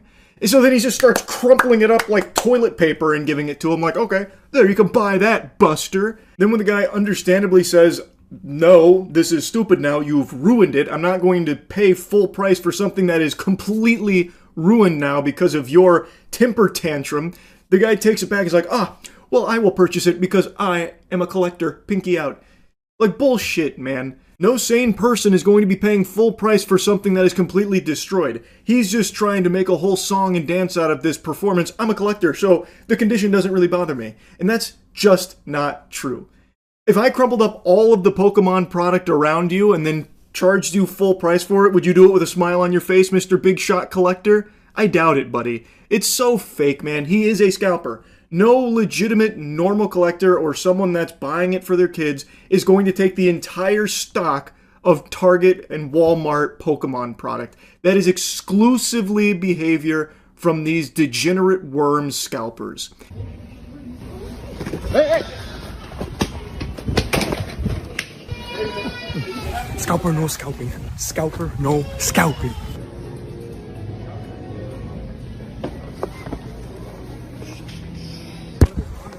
Scalper, no scalping. I'm not normally one to get behind TikTok trends, but this one, I gotta tell you, put a smile on my face. just taking the Pokemon product from scalpers' carts. Hey, you're not gonna get any fist wiggling from me over that behavior. Because these scalpers truly think that because they put it in their shopping carts, it's theirs now. They planted the flag and now it's theirs, and you're stealing from them if you take one of those products. Which is just goofy. That is just not true at all. In fact, you can make a much stronger argument that these assholes are actually stealing from the rest of the community that wants to get product either for their kids, for themselves. Unfortunately, that's more uncommon than saber-toothed tigers. That shit is fucking extinct right now because the only people that get their hands on Pokemon product from like Walmart and Target are these scalpers because they literally camp out and wait overnight for it on every restock and every drop. These unemployable, loveless losers literally wait hours overnight just to be the first in the door to get their hands on a couple of boxes of Pokemon product to ensure that nobody that actually wants to engage with the hobby can get it. It is just these scalpers, but even still, I got no issue with someone going in there and taking a box of Pokemon product right out from their grubby, greedy little paws there in their shopping carts, because there should be buy limits in place, and I'm pretty sure there are in most places, but they circumvent that and wipe their ass with the rules because scalpers just do anything they can to hoard Pokemon product. So this guy's done 2 videos like this. This one made me laugh the hardest because the guy chases him down and fucking slips and falls. I don't know if the TikToker dropped the banana peel Mario Kart style and just had him spin out and eat shit, but he was feeling it, man. He had his like head buried down, walking slow over the cart afterwards too. It actually gave me a bit of a belly laugh there. And it's not just that TikToker that's doing it. Other scalpers are now getting in on that action of just taking from other scalpers' carts. It's pure fucking pandemonium.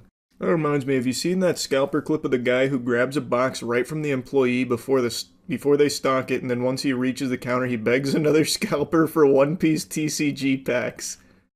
I have not seen that one. That sounds on par for pathetic scalper behavior, though. I'm good. Nice. But you cannot do that. Come on. What do you mean? I'm gonna pay. I'm gonna buy it. Buddy. I'm gonna pay for it. Okay, you're not allowed to take that box. Okay, You can can get what you want inside it, but you can't take the box. Alright. Yo, could you not touch my... Yo. Can you not... This guy has the gall. Can you not touch my box? Brother, you just took this off of the employee's dolly. And now all of a sudden he's claiming ownership of it. What a loser. Normalize taking shit from scalpers.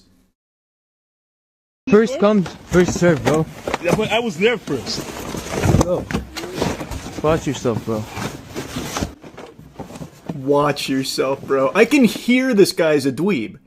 Watch yourself. What are you gonna do? Cry to mommy about it? The chutzpah. Wow. What a dork. You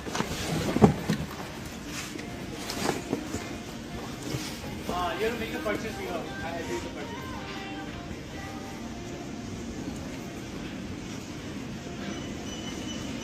Fucking insane. Guy already got everything. So insane. Bro, you gon'... Oh, wow. Ooh, you...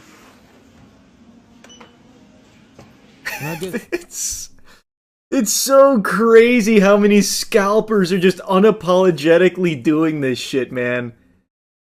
Ugh. I haven't seen one in the wild yet, but I imagine it's because I go to Walmart in the afternoon. These fucking vultures are there in the morning. The second restock happens. But to just go from like the restock over here to just another scalper with a whole cart full of product. Some packs of One Piece? I only got 6 here, man. No way. Sorry. Can I get one ETB? No, I need them all. Oh, just one. 2, 4, there's for it. Seriously. Man. Ooh, it's so cringe. Ah, it's so pathetic. His day is ruined. How can you be so mean? I know he wouldn't share his product with the other scalper, dude. What? No honor among thieves? What kind of madness? He's violating scalper code. I like how this guy says, I need them all. I only have 6. I miss being able to actually participate in my hobby. Haven't gotten a single card in months. Yeah, I mean, it sucks, bro. Blame these losers. I heard the more Pokemon you scalp, the worse your hairline gets. Was this craze still from the COVID era? TCGs blew up during COVID, but no. You can't blame this on, like, the COVID hysteria around cards. This is truly just the state of, like, everything. It's not just cards. There's scalpers for literally everything. Fucking Nitos, Burger King collabs, McDonald's collabs, Popeyes collabs, everything. That one was extraordinarily stinky. I could actually smell the fumes coming from the cameraman scalper here. Just listening to him speak was painful. He's in like a perpetual fugue state as he's bouncing around trying to grab Pokemon product to scalp. And then he runs into a bigger scalper. As Qui-Gon Jinn said, there's always a bigger fish. And then he starts groveling, begging for some One Piece cards. And then that fucking twerp is like, I only got 6. I can't part with any of these. I only got a measly 6. And then the rest of his card is littered with Pokemon. So you know no normal family is actually going to be able to get their hands on it because it's been cleaned out already first thing in the morning from these assholes. And of course, it's not slowing down. Some places are enforcing limits, others aren't. There needs to be limits in place. They need to stand by them. I promise you, the inventory will still move. You will still have Pokemon products flying off the shelves, even with a limit in place. You can just see the mile-long lines that are building every place that does have limits, so you can at least do the bare minimum of ensuring these scumbags can't just make off with the entirety of the inventory themselves. At least you can spread it out, and maybe there's a slim chance that an actual collector or family gets their hands on some. Limits should be normal when it comes to these products because it's just completely fucking out of control from all these scalpers that are sweeping like a plague. Anyway, just needed to clown on them again. That's really about it. Yep. Well, man, I've got some bad news. My Trump phone has still not arrived. I don't know what's happened. Maybe a angry horde of goblins got in there and stole my Trump phone, my treasure, taking the One Piece for themselves, because I was told over a week ago that in the next day or two I was going to be getting my email with the shipping information for my Trump phone, my T1 device that I put $100 on, and I haven't received that email, and it's not like they were saving it as some kind of surprise gift for me or anything, like a fucking birthday clown scooting in with the T1 device in hand for me. Nothing. Crickets, again. And also, I did just learn about the Trump Mobile terms and conditions. I don't know if these are new and I just missed them, because no sane human being on the planet is actually perusing the terms and conditions and going through line-by-line checking, at least not normally. But I've also been told that these are new additions to Trump Mobile. Either way, they are fucking alarming. I'm going to get to that here in a little bit because I also called customer support about the terms and conditions, because if you actually dropped 100 clams on this and then took a peek at those, you should be sweating. It is wacky what they've put in there. But before then, I did give Trump Mobile a call yesterday before learning about the terms and conditions just to check on the status of my order, because surely, you know, after I was told that it'd be shipped out in the next day or two, something must have just been cause for the holdup. Maybe Trump went in there personally to start kissing each and every phone. His lips got a little dry, so he had to take the day off before getting to mine. I can understand that. There must have just been something in the pipeline that went a little cattywampus, but is probably soon fixed, and I'll be getting my email any day. Well, it's been almost a week since Trump Mobile Support told me that I'd be getting an email about my T1 mobile device shipping, but I think the email must have got lost in the cyberspace somewhere, so I kind of want to just check in and make sure that everything's still going according to schedule, and I'll be receiving my T1 mobile device in my hands any day now. I just want to make sure everything's alright. Thank you for calling Trump Mobile. For English, press 1. Para español, oprima el número dos. One day I'm gonna press 2. One day I'm gonna press dos, but today is not that day. Press 1 to open a new Trump Mobile account. Otherwise, press 2 for support with an existing. Thank you for calling Trump Mobile. Your call is very important to us. To ensure Let's the see what's highest going level on. of customer care, this call may be recorded for quality control and training purposes. Please hold, and our next available representative will be with you shortly. You can also visit our website at www.trumpmobile.com to apply for a new account or access your personal account portal.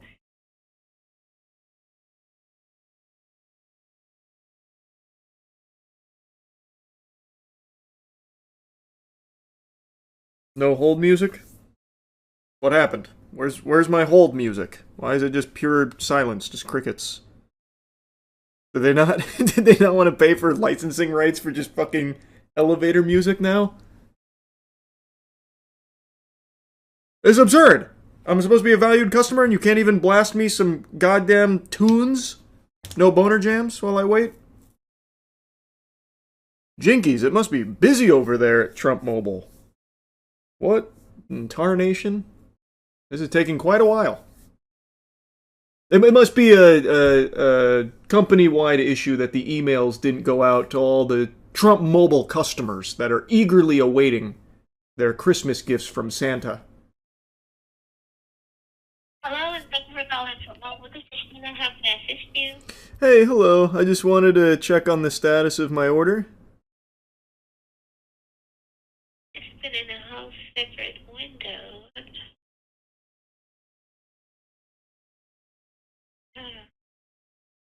Hello? Oh. Hello? They hung up on me. What the fuck is that? What? Pardon? Wait, what? I'll call back. Must have been a misinput there. Interesting. Thank you for calling Trump Mobile.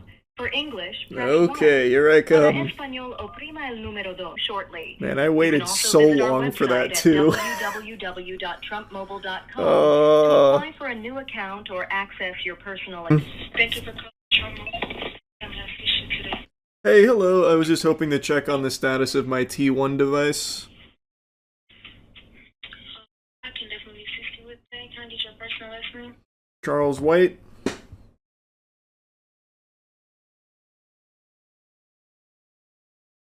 Okay, so as of right now, we're still waiting on the phones to be shipped out. We don't have an exact date, but it's still going by first come, first served basis. Oh, okay. I called last week and I was told that I should be receiving an email in the next day or so because they were shipping out at the end of April. Did something happen? So they were supposed to get shipped out at the end of April. They just did not. It's now been extended. So you would have gotten that email if it did, but you get an email when it does shipped out. That is correct. Okay. All right. So when is there's like no ballpark estimate on when that might be though?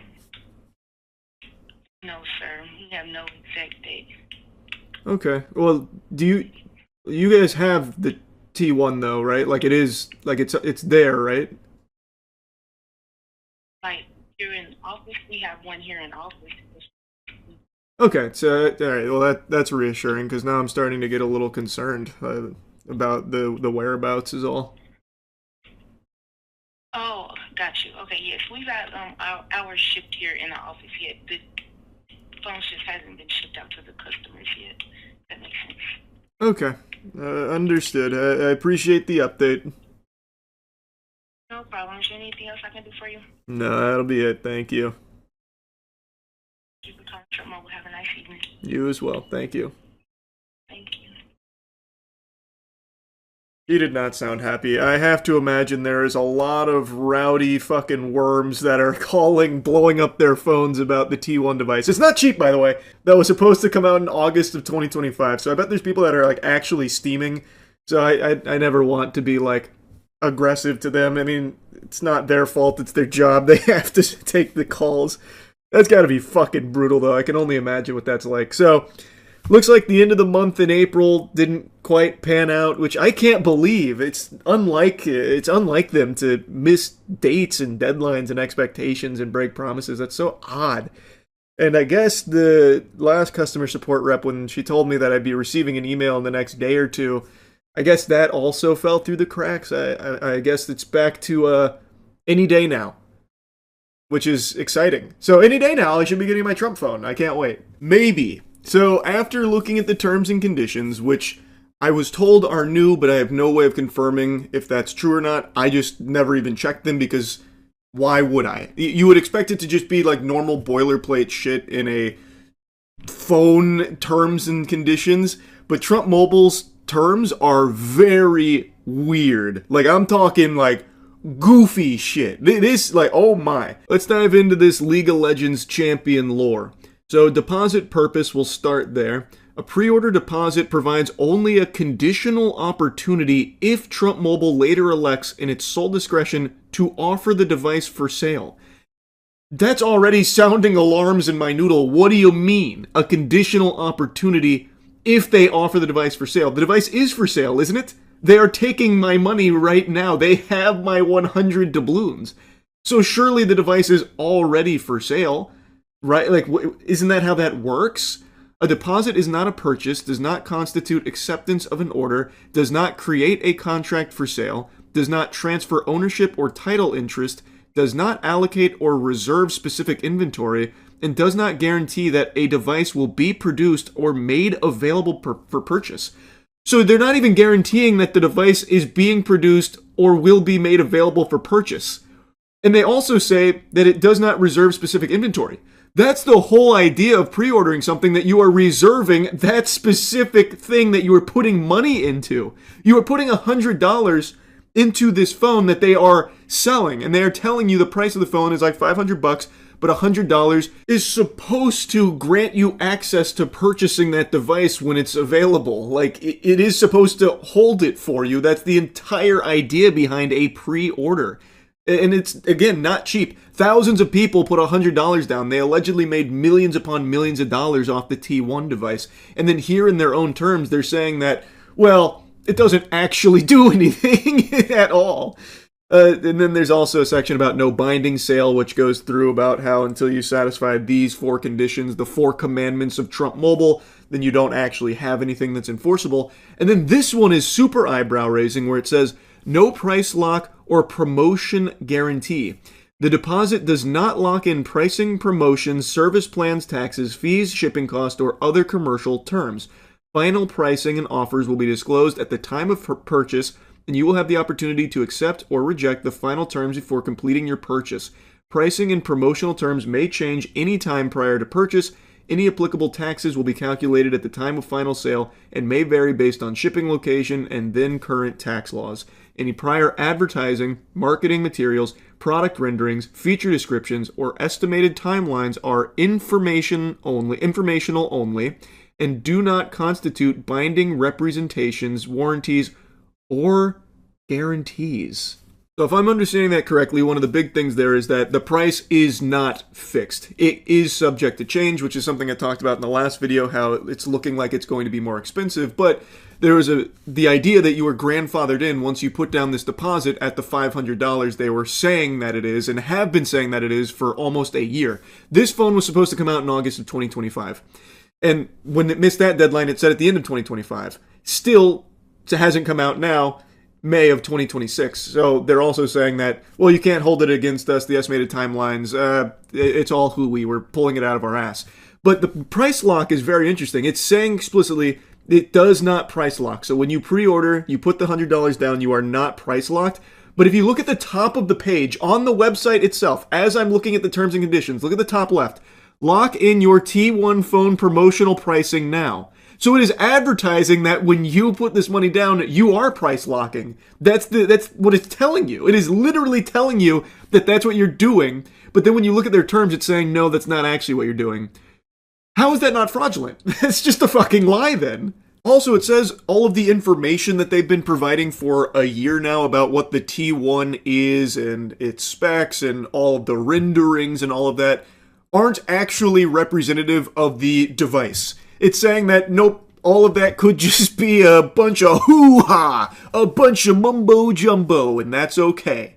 So then, You are advertising something, knowingly advertising something that may not be representative of what is actually getting sold to the customer. Again, how is that not fraud? You are blatantly misleading them on purpose. And then in your own terms, they're saying like, yeah, we might be doing that. Can't hold it against us. What the fuck? It continues, no guarantee of release, delivery, or timing. That should make you feel much more comfortable about the $100 you spent on the pre-order when there's not even a guarantee of release in their own terms and conditions. They're selling you something and also letting you know like it might not ever come out. We haven't actually decided. Estimated ship dates, launch timelines, or anticipated production schedule are non-binding estimates only. Trump Mobile does not guarantee that the device will be commercially released. Well, you see, they are actually just selling you an idea of something that they might release, potentially, but will take $100 just for even providing you the idea and the website for the idea. It's fucking lunacy. Regulatory approvals, including FCC authorization, will be obtained. Carrier certification will be secured. Production will commence or continue, or delivery will occur within any specific time frame. Trump Mobile will not be responsible for delay, modification, or failure to release a device due to causes beyond its reasonable control, including but not limited to regulatory review, carrier certification delays, component shortages, labor disruptions, governmental orders, acts of God. Oh, I can't even imagine what that would look like. God comes in and is like, no, the T1 device is too powerful. It will allow you to do too many things. The calls are too pristine. The camera's too good. The steak is too buttery. I will smite it. I like how they threw acts of God in here. But also, according to Trump's spiritual advisor, Trump literally is Jesus. And Trump likes to compare himself to Jesus all the time, too. So why would God come in and try and disrupt the T1 device, the gold-plated T1 mobile device? That wouldn't make any sense. Transportation interruptions or third-party supplier failures. Next, there's no guarantee of network compatibility or performance. Also, if we do deliver this, there's no guarantee it's going to be compatible, and it also might blow major ass. And you have to agree to that. You have to know that. Device compatibility, functionality, performance, and feature availability are not guaranteed and may vary materially based on carrier certification, network conditions, regulatory approvals, software or firmware changes, geographic location, and service plan configuration, except as expressly set forth in the final written product specifications at the time of sale. Trump Mobile disclaims all representations regarding operation on any specific carrier network or support for any particular network technology. And there's also product changes that are permitted, device specifications, features, software, hardware components, storage capacities, bundled accessories, colors, and configurations are subject to change prior to final sale. Images, prototypes, beta demonstrations, and marketing renderings are illustrative only and may not reflect final production units. That's so crazy, man. They are just saying like everything we've been telling you, everything we've been showing you, everything we've been saying is probably a lie. It is very potentially a lie. It is only there for illustrative purposes and to get suckers on the hook to give us money. And you have to know that. You should have known that. And so now we're just telling you point blank to your face. Also, this device may never be delivered. And if it's not, that's okay. If we fail to deliver it, no problem. Then we'll take it home here. Deposit, amount, and application. The amount of the deposit will be disclosed at the time of payment. If you complete a device purchase, the deposit will be applied as a credit toward the purchase price at checkout, unless you request otherwise or unless the deposit amount exceeds the purchase price. Deposits have no cash value except as expressly disclosed. Then they let you know that you can cancel it before completing the purchase for the refund. So, if Trump Mobile cancels or discontinues the device prior to sale, they'll issue a full refund of the deposit amount paid, which, that's nice. Very cool. If we decide not to release it, we'll give your money back, we think. And then, if Trump Mobile cancels, delays, or does not release the device... I love how this is a core component in the terms and conditions. Like, listen, guys, we really might not release it. This really might have all been a lie. They keep driving that point home. Your sole and exclusive remedy is a full refund of the deposit amount actually paid, and you waive any claim to equitable, injunctive, or specific performance relief relating to pre-order priority or device allocation. Trump Mobile shall not be liable for indirect, incidental, special, consequential, exemplary, or punitive damages, including loss of opportunity, loss of anticipated savings, loss of priority status, or loss of profits. Now, like I said, I don't typically take a peek at the terms and conditions of products that I buy or pre-order, but I have to imagine it's not entirely standard to constantly reiterate if the device doesn't come out. Also, all of the material you've seen about it might be a lie and not indicative of the actual product if the product ever releases, if they decide they want to release the product for sale, if the product ever gets made. They keep saying if there is a product here. Constantly saying if the product comes out, if this, if that, in regards to the production of it. So what the fuck are you putting $100 on? Like, this is craziness. So even in the most recent video I made covering this, where The Verge did see a T1 device, it's very possible that that's not the device you're going to get, because in its terms, it's saying everything you see about it might not actually be representative of what they ship out, if they ever even ship out a phone, and if they don't, you might get a refund. On their own website, they are the ones constantly telling you that there might not be a phone that's released here. The T1 might not go for sale. They are saying that. What the fuck, man? Why is that even allowed?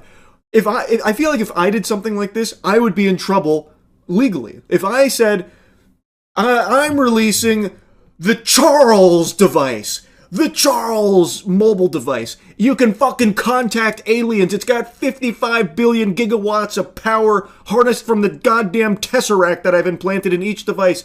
I need your pre-orders now at $100 to lock it in. It'll be a $500 phone. Now sign up now. I feel like if I was promoting that, and then I had no phone or anything to show for it, I would face some consequences for it, because it would be labeled a scam. Even if in my terms I'm saying, oh, this is all just marketing. This isn't representative of what I'm actually selling you, if I'm even selling you anything in the first place. Like, I would get in trouble. Anyone would, because anyone would look at that and be like, ooh, that seems like a scam. This feels fake. You are even saying that it might not come out. So even though they're saying, if it doesn't, you can get refunds, you are still hawking something that's not even existing. That's fucking absurd. So anyway, after reading that, I wanted to call Trump Mobile support, get some answers directly from the source, so I got them on the horn to at least just ask about what my pre-order even means, because in their own terms, it says that it doesn't even hold the phone for me, really. That's what it leads you to believe, that you're not actually securing anything. Press 1 to open a new Trump Mobile account. Otherwise, press 2 for support with an existing Trump Mobile. I've become Thank a you for master calling at Trump navigating Mobile. this. Your call is very important to us. To ensure the highest level of customer care, this call I've may been be stress recorded testing for their quality control services and here. training purposes. Please hold, and our next available representative will be with you shortly.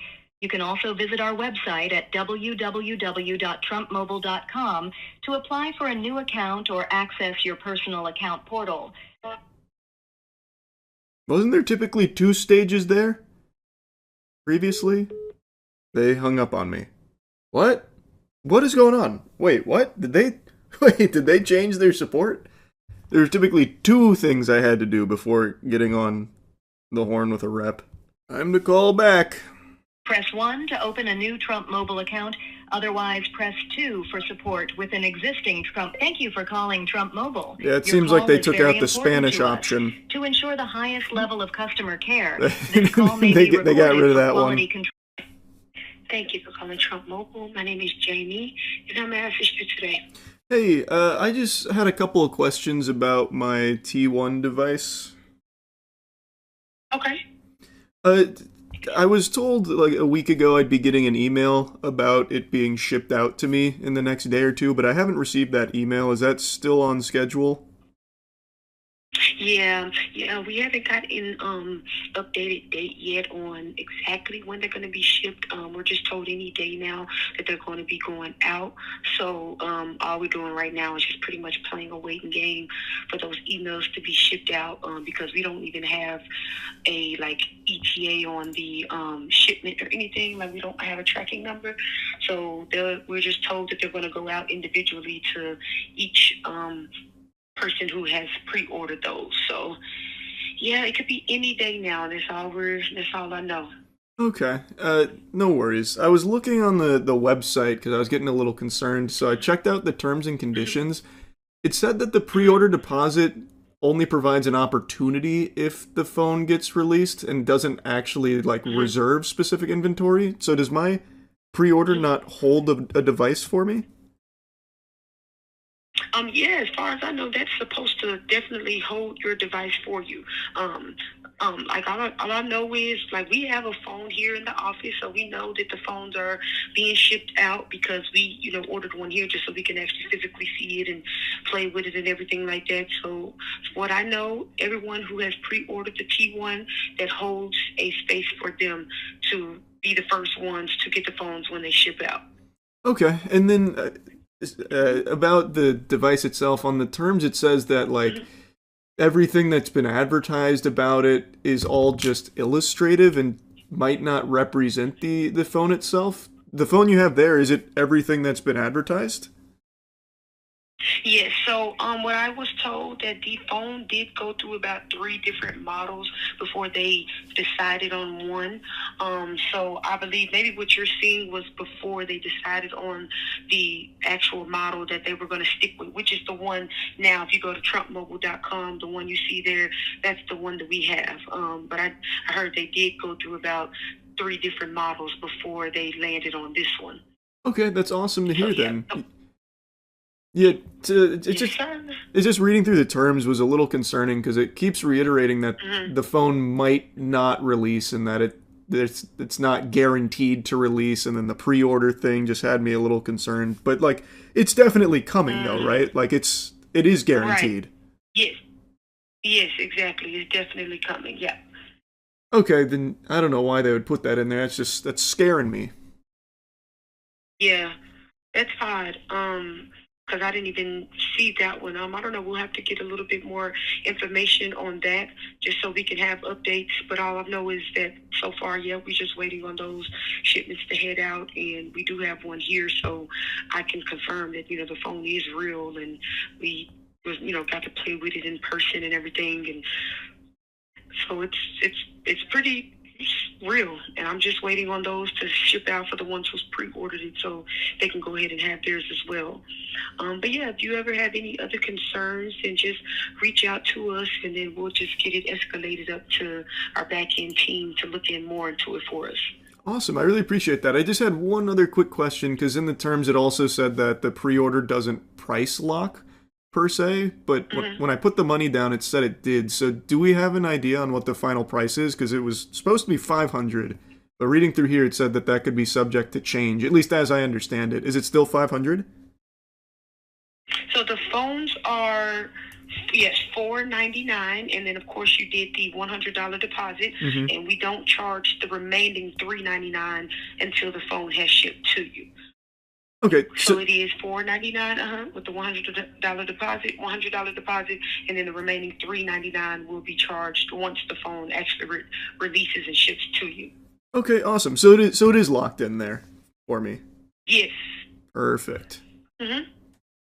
That's great. I really appreciate it. Thank you so much. Absolutely. Well, it was a pleasure, and hopefully we'll get those phones to you very, very soon, and you enjoy the rest of your weekend. You as well. Take it easy. Thank you. Okay. Bye-bye. Bye. Oh, see, I had nothing to be worried about. The terms and conditions got me all riled up over nothing.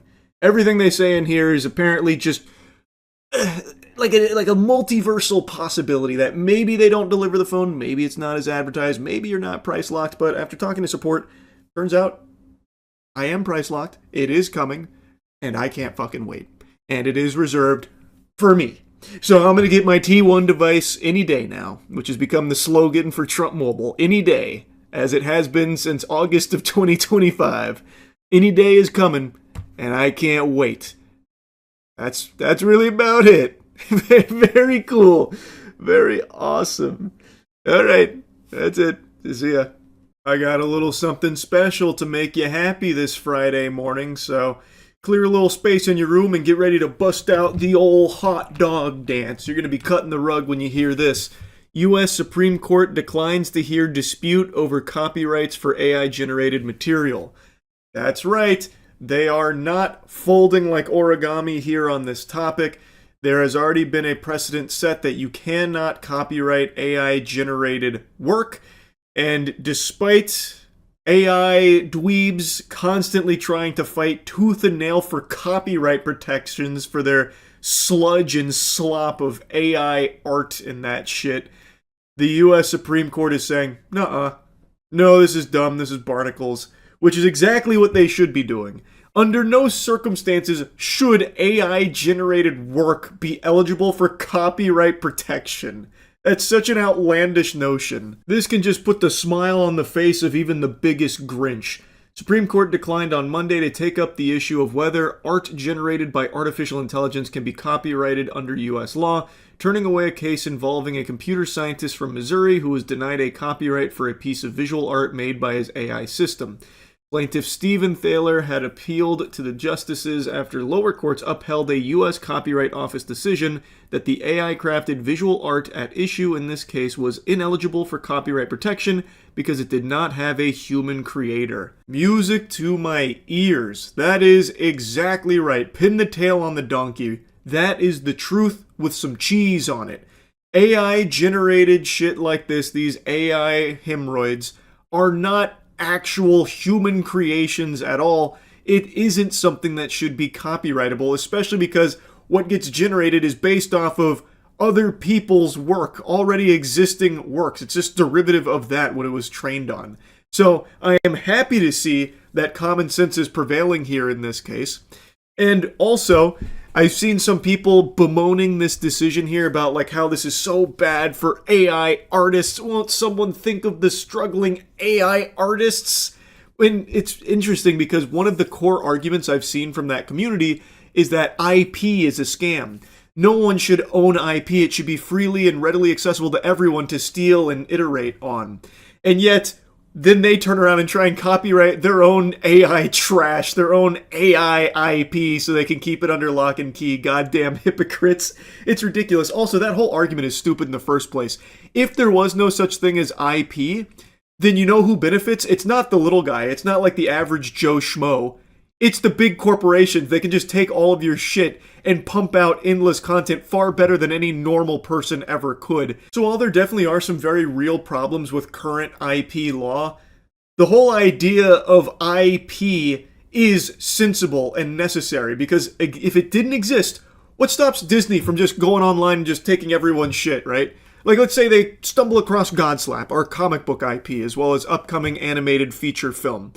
They could easily just be like, okay, well, we'll just go ahead and take that and we'll beat Charles and his team to it. What takes them years will take us months, and we'll just start making tons of money off Godslap. Fuck them. And if there's no such thing as IP, what am I going to do? They could just biblically smack me down. But because there are protections in place, I could absolutely blast those cheeks in a court of law about the violations there. So there is a real merit to IP existing. Yes, there are problems, but it is a necessary thing, because if it didn't exist, the people that benefit are not you, me, or any other person. It's companies that would benefit from just taking your shit and capitalizing off it, and you get in return nothing, absolutely nothing. So it's a brain-dead argument from a brain-dead community of AI jingling keys enthusiasts that clearly don't fucking think for themselves anymore. They just ask Grok to do it for them. It's so degenerate and so cringe, and I love seeing news like this where there's a bit of a reality check there. And yet they still can't have that come to Jesus moment about, maybe we're the fucking idiots. Maybe we're the ones that aren't activating neurons. Anyway, though, to go back to dancing in this guy's tears, a federal judge in Washington upheld the office's decision in the Thaler case in 2023, writing that human authorship is a bedrock requirement of copyright, and the U.S. Court of Appeals for the District of Columbia affirmed the ruling in 2025. Thaler's lawyers told the Supreme Court in a filing that his case was of paramount importance considering the rapid rise of generative AI. Oh yeah, I'm sure this is a big life or death moment here. This case we're going to be talking about for eons to come, no doubt, about this one fucking stupid asshole's dumb AI-generated piece of art of train tracks going to a portal. Like, yeah, I'm sure this is the one of paramount importance. Oh my god, it's so cringe. With the refusal by the court to hear the appeal, Thaler's lawyer said, even if it later overturns the Copyright Office's test in another case, it will be too late. The Copyright Office will have irreversibly and negatively impacted AI development and use in the creative industry during critically important years. Stop, no! I can only come so hard. I can only handle so much good news all at once. Oh, that just sounds so wonderful. Smooth silk in my ears. Although the Copyright Act does not define the term author, multiple provisions of the Act make clear that the term refers to a human rather than a machine, the administration said. The Supreme Court previously rejected Thaler's request to hear his argument in a separate case involving prototypes for a beverage holder and a light beacon concerning whether AI-generated inventions should be eligible for U.S. patent protections. This guy just sucks. What a loser. His patent applications were rejected by the U.S. Patent and Trademark Office on similar grounds. You don't say! This guy just keeps hawking anything AI generated and taking it to Big Daddy government. Hey guys, can we get some patents and protections for this trash, please? Oh, come on! AI worked so hard on it. I'm a prompt engineer. Think about me. Please copyright it. Please! The desperation is like a tasty treat here. This guy wants copyright protection for his AI-generated trash, yet believes that it's totally fine to take from other real human beings' work in order to make his shit. So it's like, okay, I can steal from you, but if anyone tries to take my train tracks to a portal, it's getting pugilistic, okay? Government, back me up, please. What do you mean, no? This really is such a good thing, because let's think about this at scale, even outside of this dumbass's train track AI piece. Companies that, like, replace their entire creative workforce with AI down the line. Well, assuming these rulings continue to be upheld, it's going to mean that their output won't be protected by copyright anymore because it will not be human created, right? That would be the implication. They've set the precedent that it must be a human author, and just simply typing sentences to have AI, a machine, do it all for you doesn't count. So, when you have Coca-Cola, for example, that's become addicted to AI slop with all of their AI commercials, when you have them putting out these fully AI-generated commercials, they don't actually own any of that, it seems. That would be the understanding, that what they are spitting out from AI is not copyrightable. So those are completely nothing. They don't own shit. Someone who develops a shitty game in Roblox owns more IP than Coke does of that commercial that they've just put out there. Which makes sense because, again, humans didn't create it. There's nothing real in there from an actual human that made that, other than the sentences, which don't count because it is a machine that does it all for you. So, maybe this could even serve as a deterrent from these fucking vampiric corporations that are just doing their best to ham-fist AI into every single aspect of their companies to replace as many people as possible. Maybe they would think twice because as it all goes fully AI, they no longer have copyright protections on what gets farted out from it. So, who knows? But anyway, I just wanted to celebrate this because this is a very positive development here. I think this is absolutely the right choice, and hopefully it never wavers. I hope they don't falter on this stance because they are correct. Copyrightable work should be reserved exclusively for human-created work, not AI drivel. Anyway, that's really about it. So yeah. You know something? I was thinking, having thoughts, as many do. And it occurred to me that it's been a long time since I've given a video game review.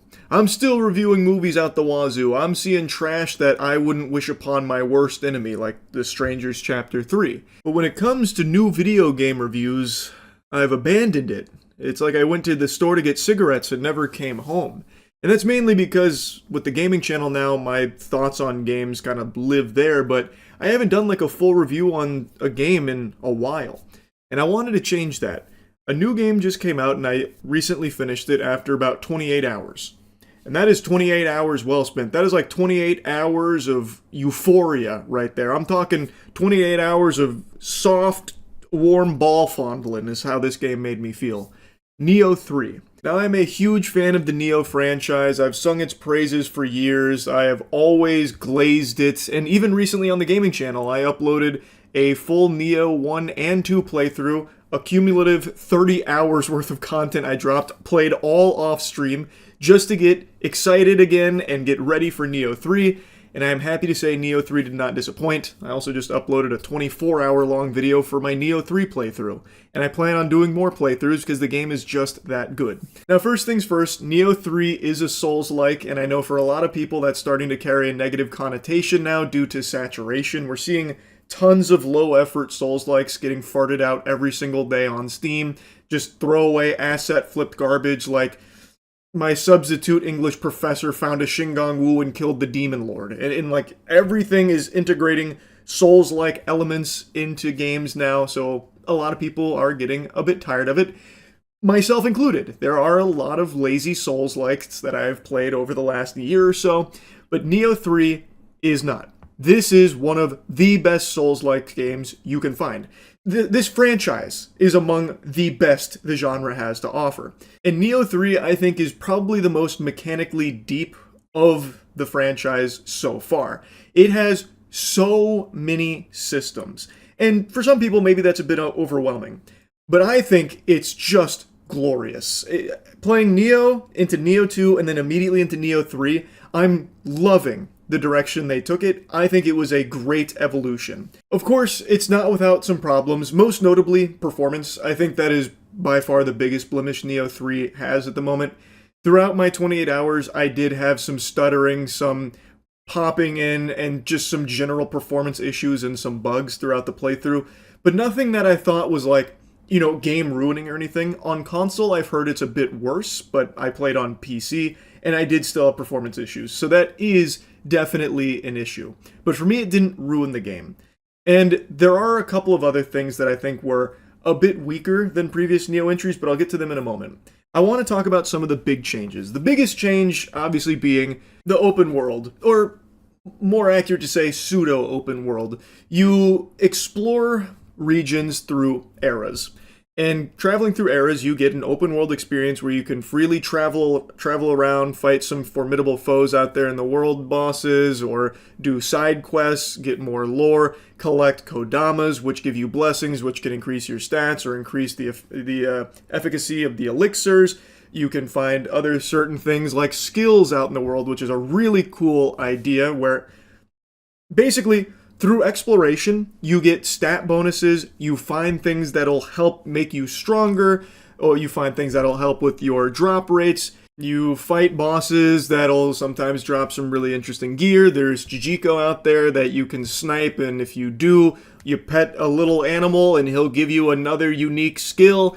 There is just so much in the pseudo-open world.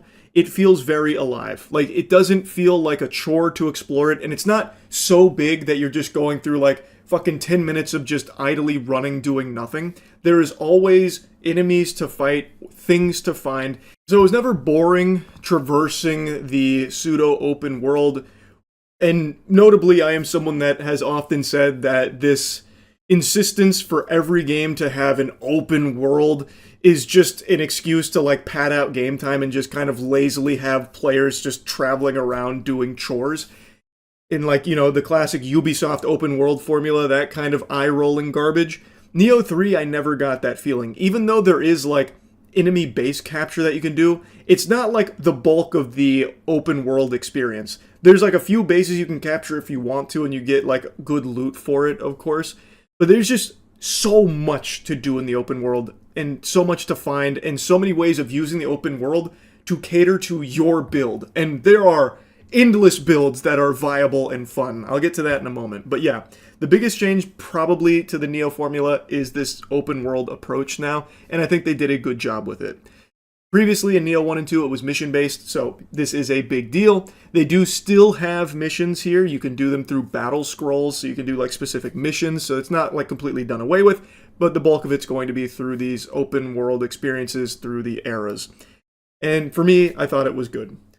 Now, I briefly touched on builds. Let's talk about that, because I think that's where most players are going to be very, very, very pleased. If you've never played a Neo game and you're thinking about giving Neo 3 a shot, I think you're really in for a fucking treat if you're someone that enjoys min-maxing and getting like extremely wacky and silly with build ideas, because this game has so much depth. I could gush and grannies for hours about how much you can do here to cater a playstyle to whatever you think is fun.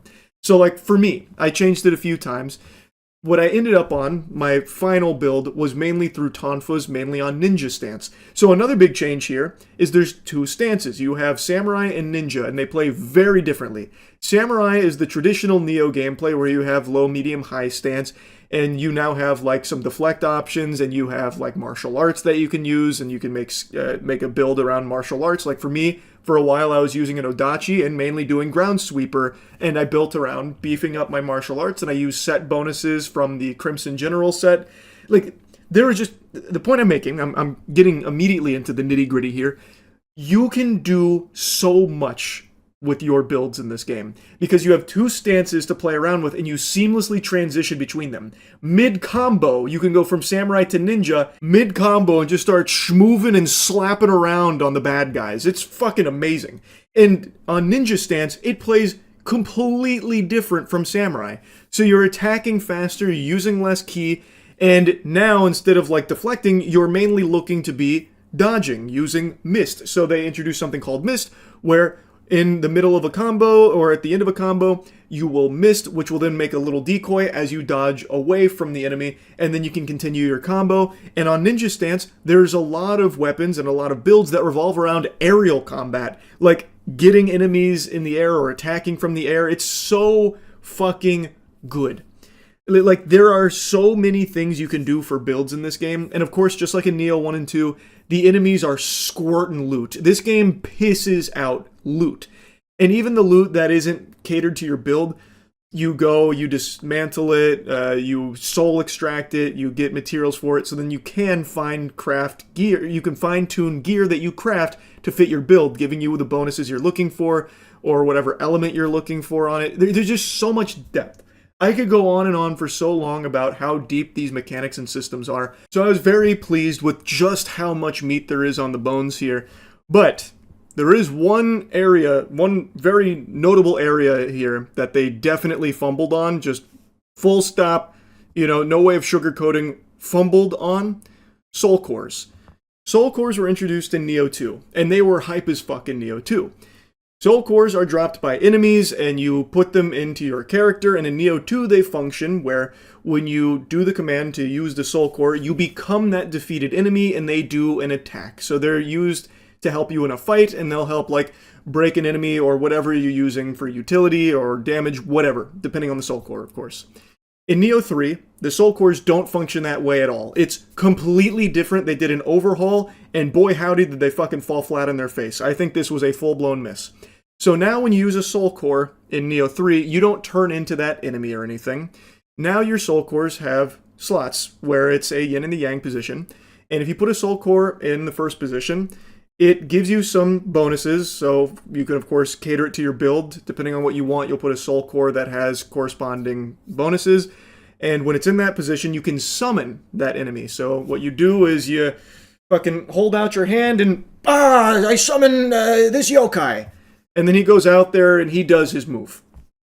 And it's underwhelming. Like, I don't love that. I liked when you turned into it and unleashed the move yourself. It was pretty cool. And you could use it mid-combo. Whereas here, you have to stop everything, halt what you're doing in order to say, Pikachu, I choose you! And get him out of your Pokeball. And if you put a Soul Core in the other position, you then get, like a talisman. This is where you get your classic Neo talismans like Carnage, Sloth, Weakness, that kind of thing, as well as, of course, a bunch of new things like Water Familiar, Talisman, stuff like that. It comes from these Soul Cores. They give you those when you put them in the other position.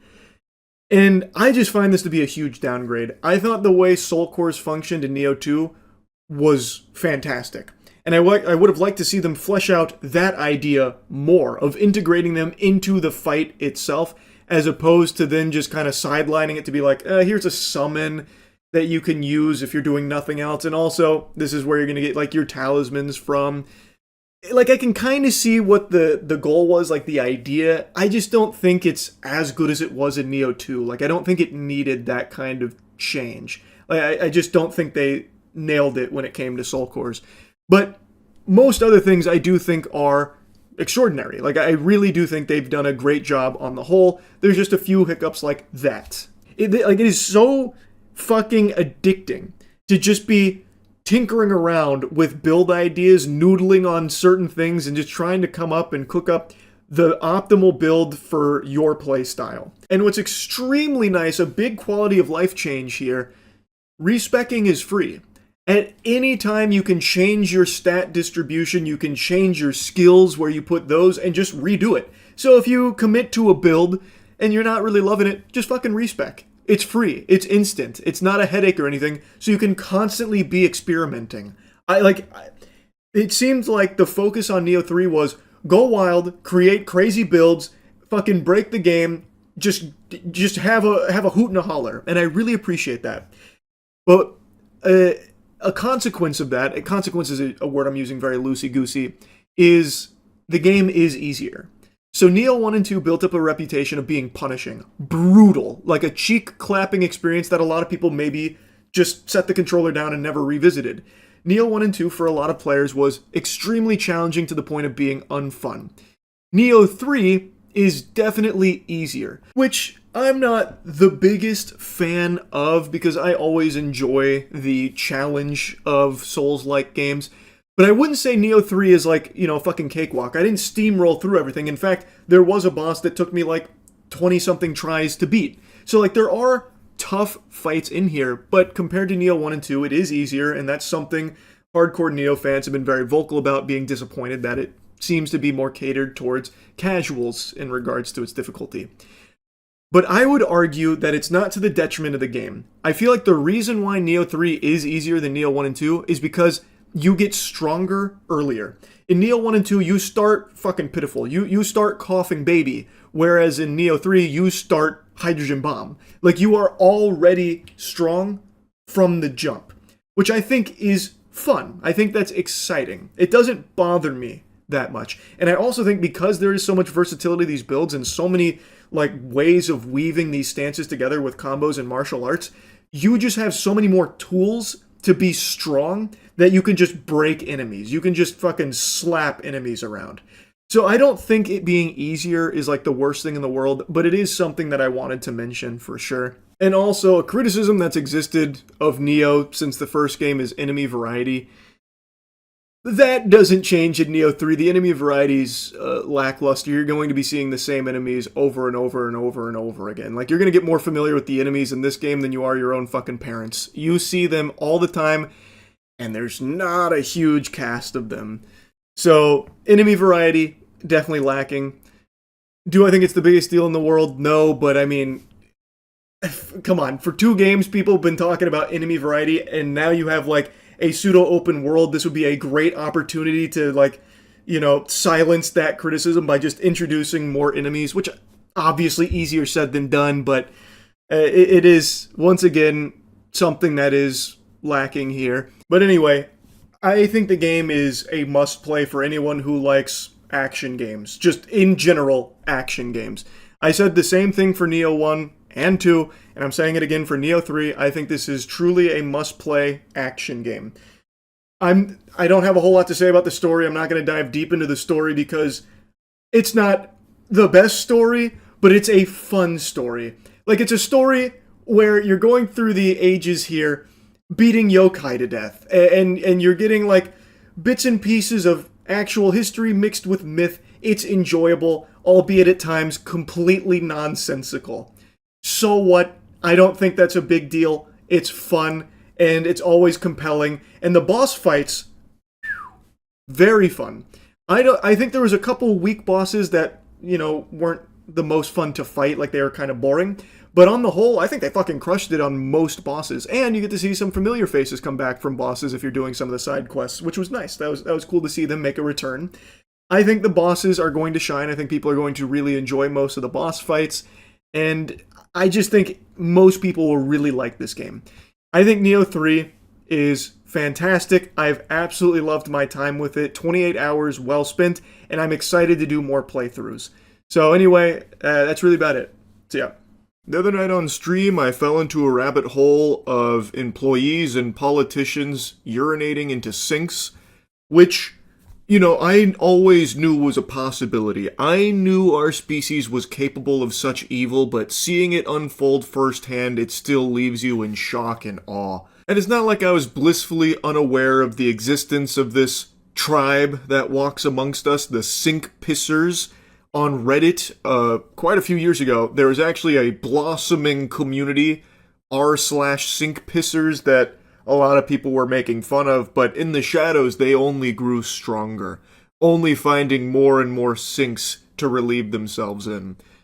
And now, since we went through that rabbit hole on stream, I've just been getting fed even more cases of workers pissing in clients' sinks, like this one. You probably won't believe an Indianapolis woman says a maintenance worker peed in her kitchen sink inside her Northeast Side apartment. No, you won't believe that I do believe that. It doesn't shock me or surprise me in even the slightest. I have known about the sink pissers community for a long time. And these kind of scenarios have been unfolding pretty often, actually, more so than you would expect. With who captured this video on her Ring camera inside of her apartment, and she now tells 13 News she's traumatized over this incident and wants the man to pay her back for the things he damaged. Can't put the piss back in the balls, but they could at least reimburse her here for the hassle. And I do imagine if this happened to me, if I found out someone came in and started urinating all over my dishes in the sink, I would never feel comfortable cleaning in that sink again. Because there would always be that lingering what if. Like, this could be some highly acidic piss this guy contaminated my sink with. Even if I replace all the dishes, even if I do my best to really scrub that clean, I just don't know if it would ever be enough. It would leave a lasting impact on me. Now take a look at your screen. In this video, you can see this maintenance man pulling down his pants and then peeing in Shirley's sink while the dishes were filled in that sink. So Shirley says the incident happened last week at her apartment over at Blackburn Terrace in the Martindale Brightwood neighborhood. Shirley says she was supposed to be there, the maintenance worker rather, was supposed to be there to fix her water heater. When she got back, the man said someone else would be back to finish those repairs. That's when she looked at her camera to see what he did, and she was stunned. Greaseball really gets up close and personal with the camera here. He's like right up on it, looking like a Twitter profile pic for those 40-year-old dudes that spout out the worst dog shit takes of all time. We got him on the microscope here checking on this. Now, judging from his build, I feel like I can say with a high level of confidence this is probably a frequent user of r/sink pissers. This guy's got the quintessential narwhal baconer at midnight Redditor build. So I think this guy was probably inspired by some of the posts on there over the years and said, you know what, today's the day. Or maybe he does this often at his work, pissing on people's dishes in the sink. Flabbergasted, yeah, I couldn't believe it. Can't imagine if I didn't have it and he did that and I would have been eating from those same dishes later that day. Just very shocking. And according to Shirley, that man was fired after this incident was reported. I fear, like Michael Jordan in his prime, you can't stop him. You can only hope to contain him. So even though he may have lost his job here, I don't think that stopped him from pissing in strangers' sinks and all over their dishes. That looks like a man with no remorse, a loose cannon. He doesn't even think twice about just pissing on the dishes in the sink. It doesn't even seem like he bothers washing down the urine, which is unusual because other employees that have done this usually try and hide the evidence. But this guy, he's proud of his work. He just tinkles it all out on the dishes and just leaves it there like his calling card. And I have to imagine he probably wasn't well hydrated. I have no evidence to base that on. He does have like this meatball build going on here, but I feel like he probably wasn't well hydrated. It's probably very yellow pee-pee, and he just leaves it there too. It's like he wanted to be caught. Maybe that was part of the thrill. This is like, this is, final raid boss sink pisser here. But again, this is not as unusual as you might think. So let me just show you from the rabbit hole when we were diving down that on stream the other day. You see where that landlord went to fix a problem in a tenant's home and took a piss in the sink? I can't say I saw that. Well, I mean, that's fine, though. Maybe solved the problem and then even gave them a little treat. Let's see. I didn't know how to look for this, so I just said, landlord fix problem, pee in sink. Maintenance worker fired after allegedly urinating in tenant's sink. Oh, it wasn't the landlord. I thought the landlord went in there, he's like, alright, he just bangs a hammer on the TV to fix it and then just immediately relieves himself in their sink. Funky story here. We told you about a Bloomingdale tenant who says a maintenance worker urinated in his sink. Take a look for yourself there. The tenant says what should have been a routine service call turned into a disturbing discovery. He says a maintenance worker entered his apartment to address an issue with his washing machine. While inside, the worker was allegedly caught. But then he identified another issue, an unpissed sink.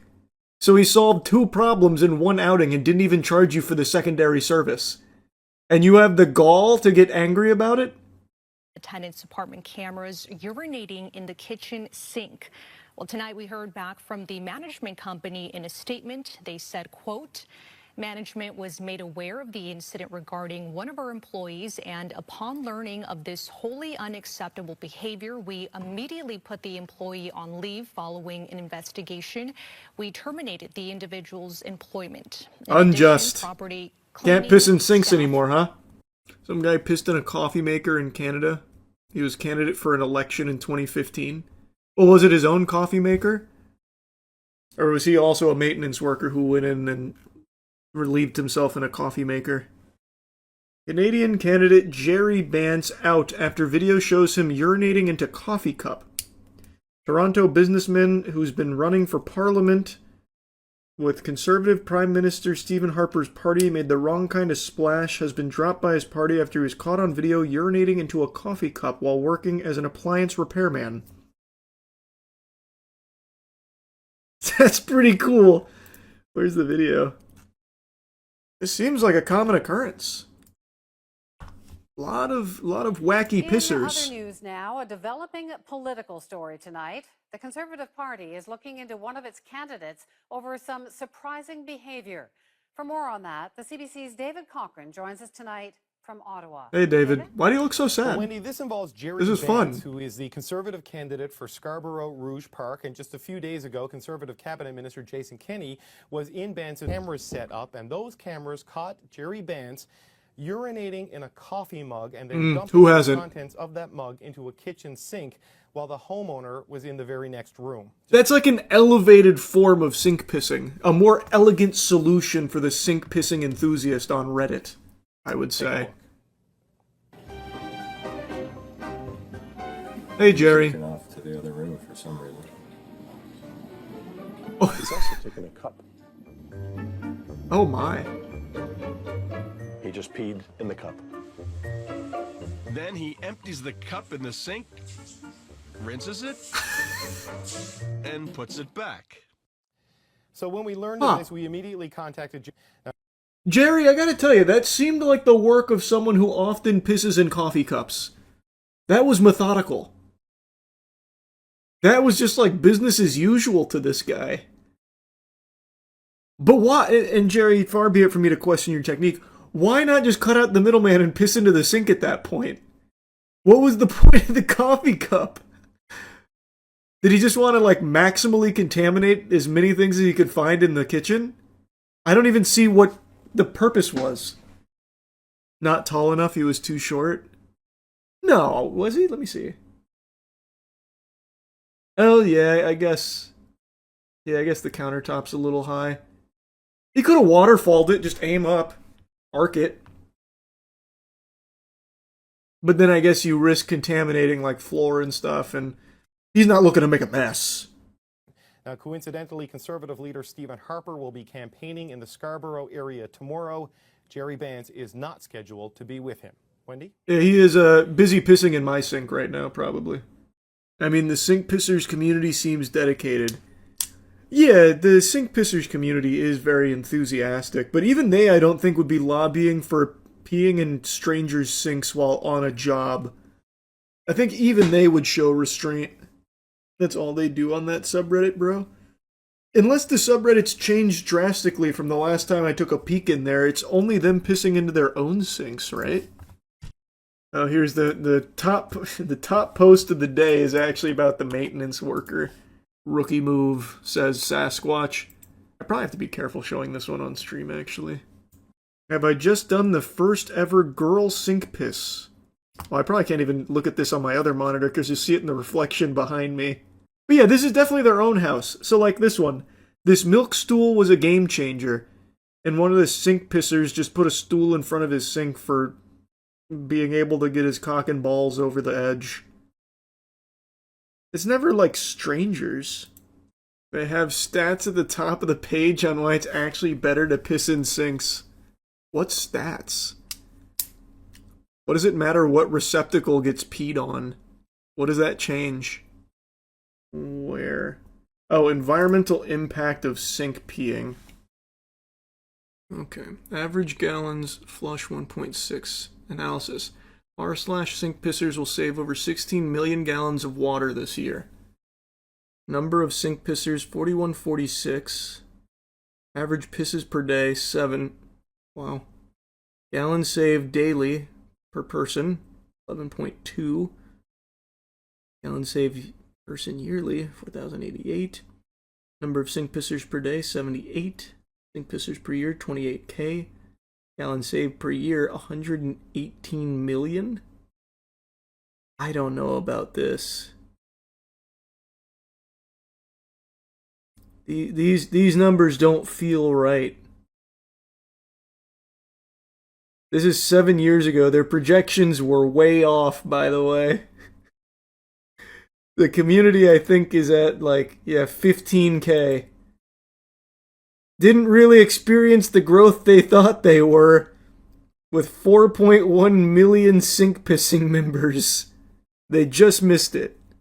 Someone also shared a YouTube video called West Virginia Pizza Hut manager caught peeing in sink. God, they're everywhere. Oh, this was 2014.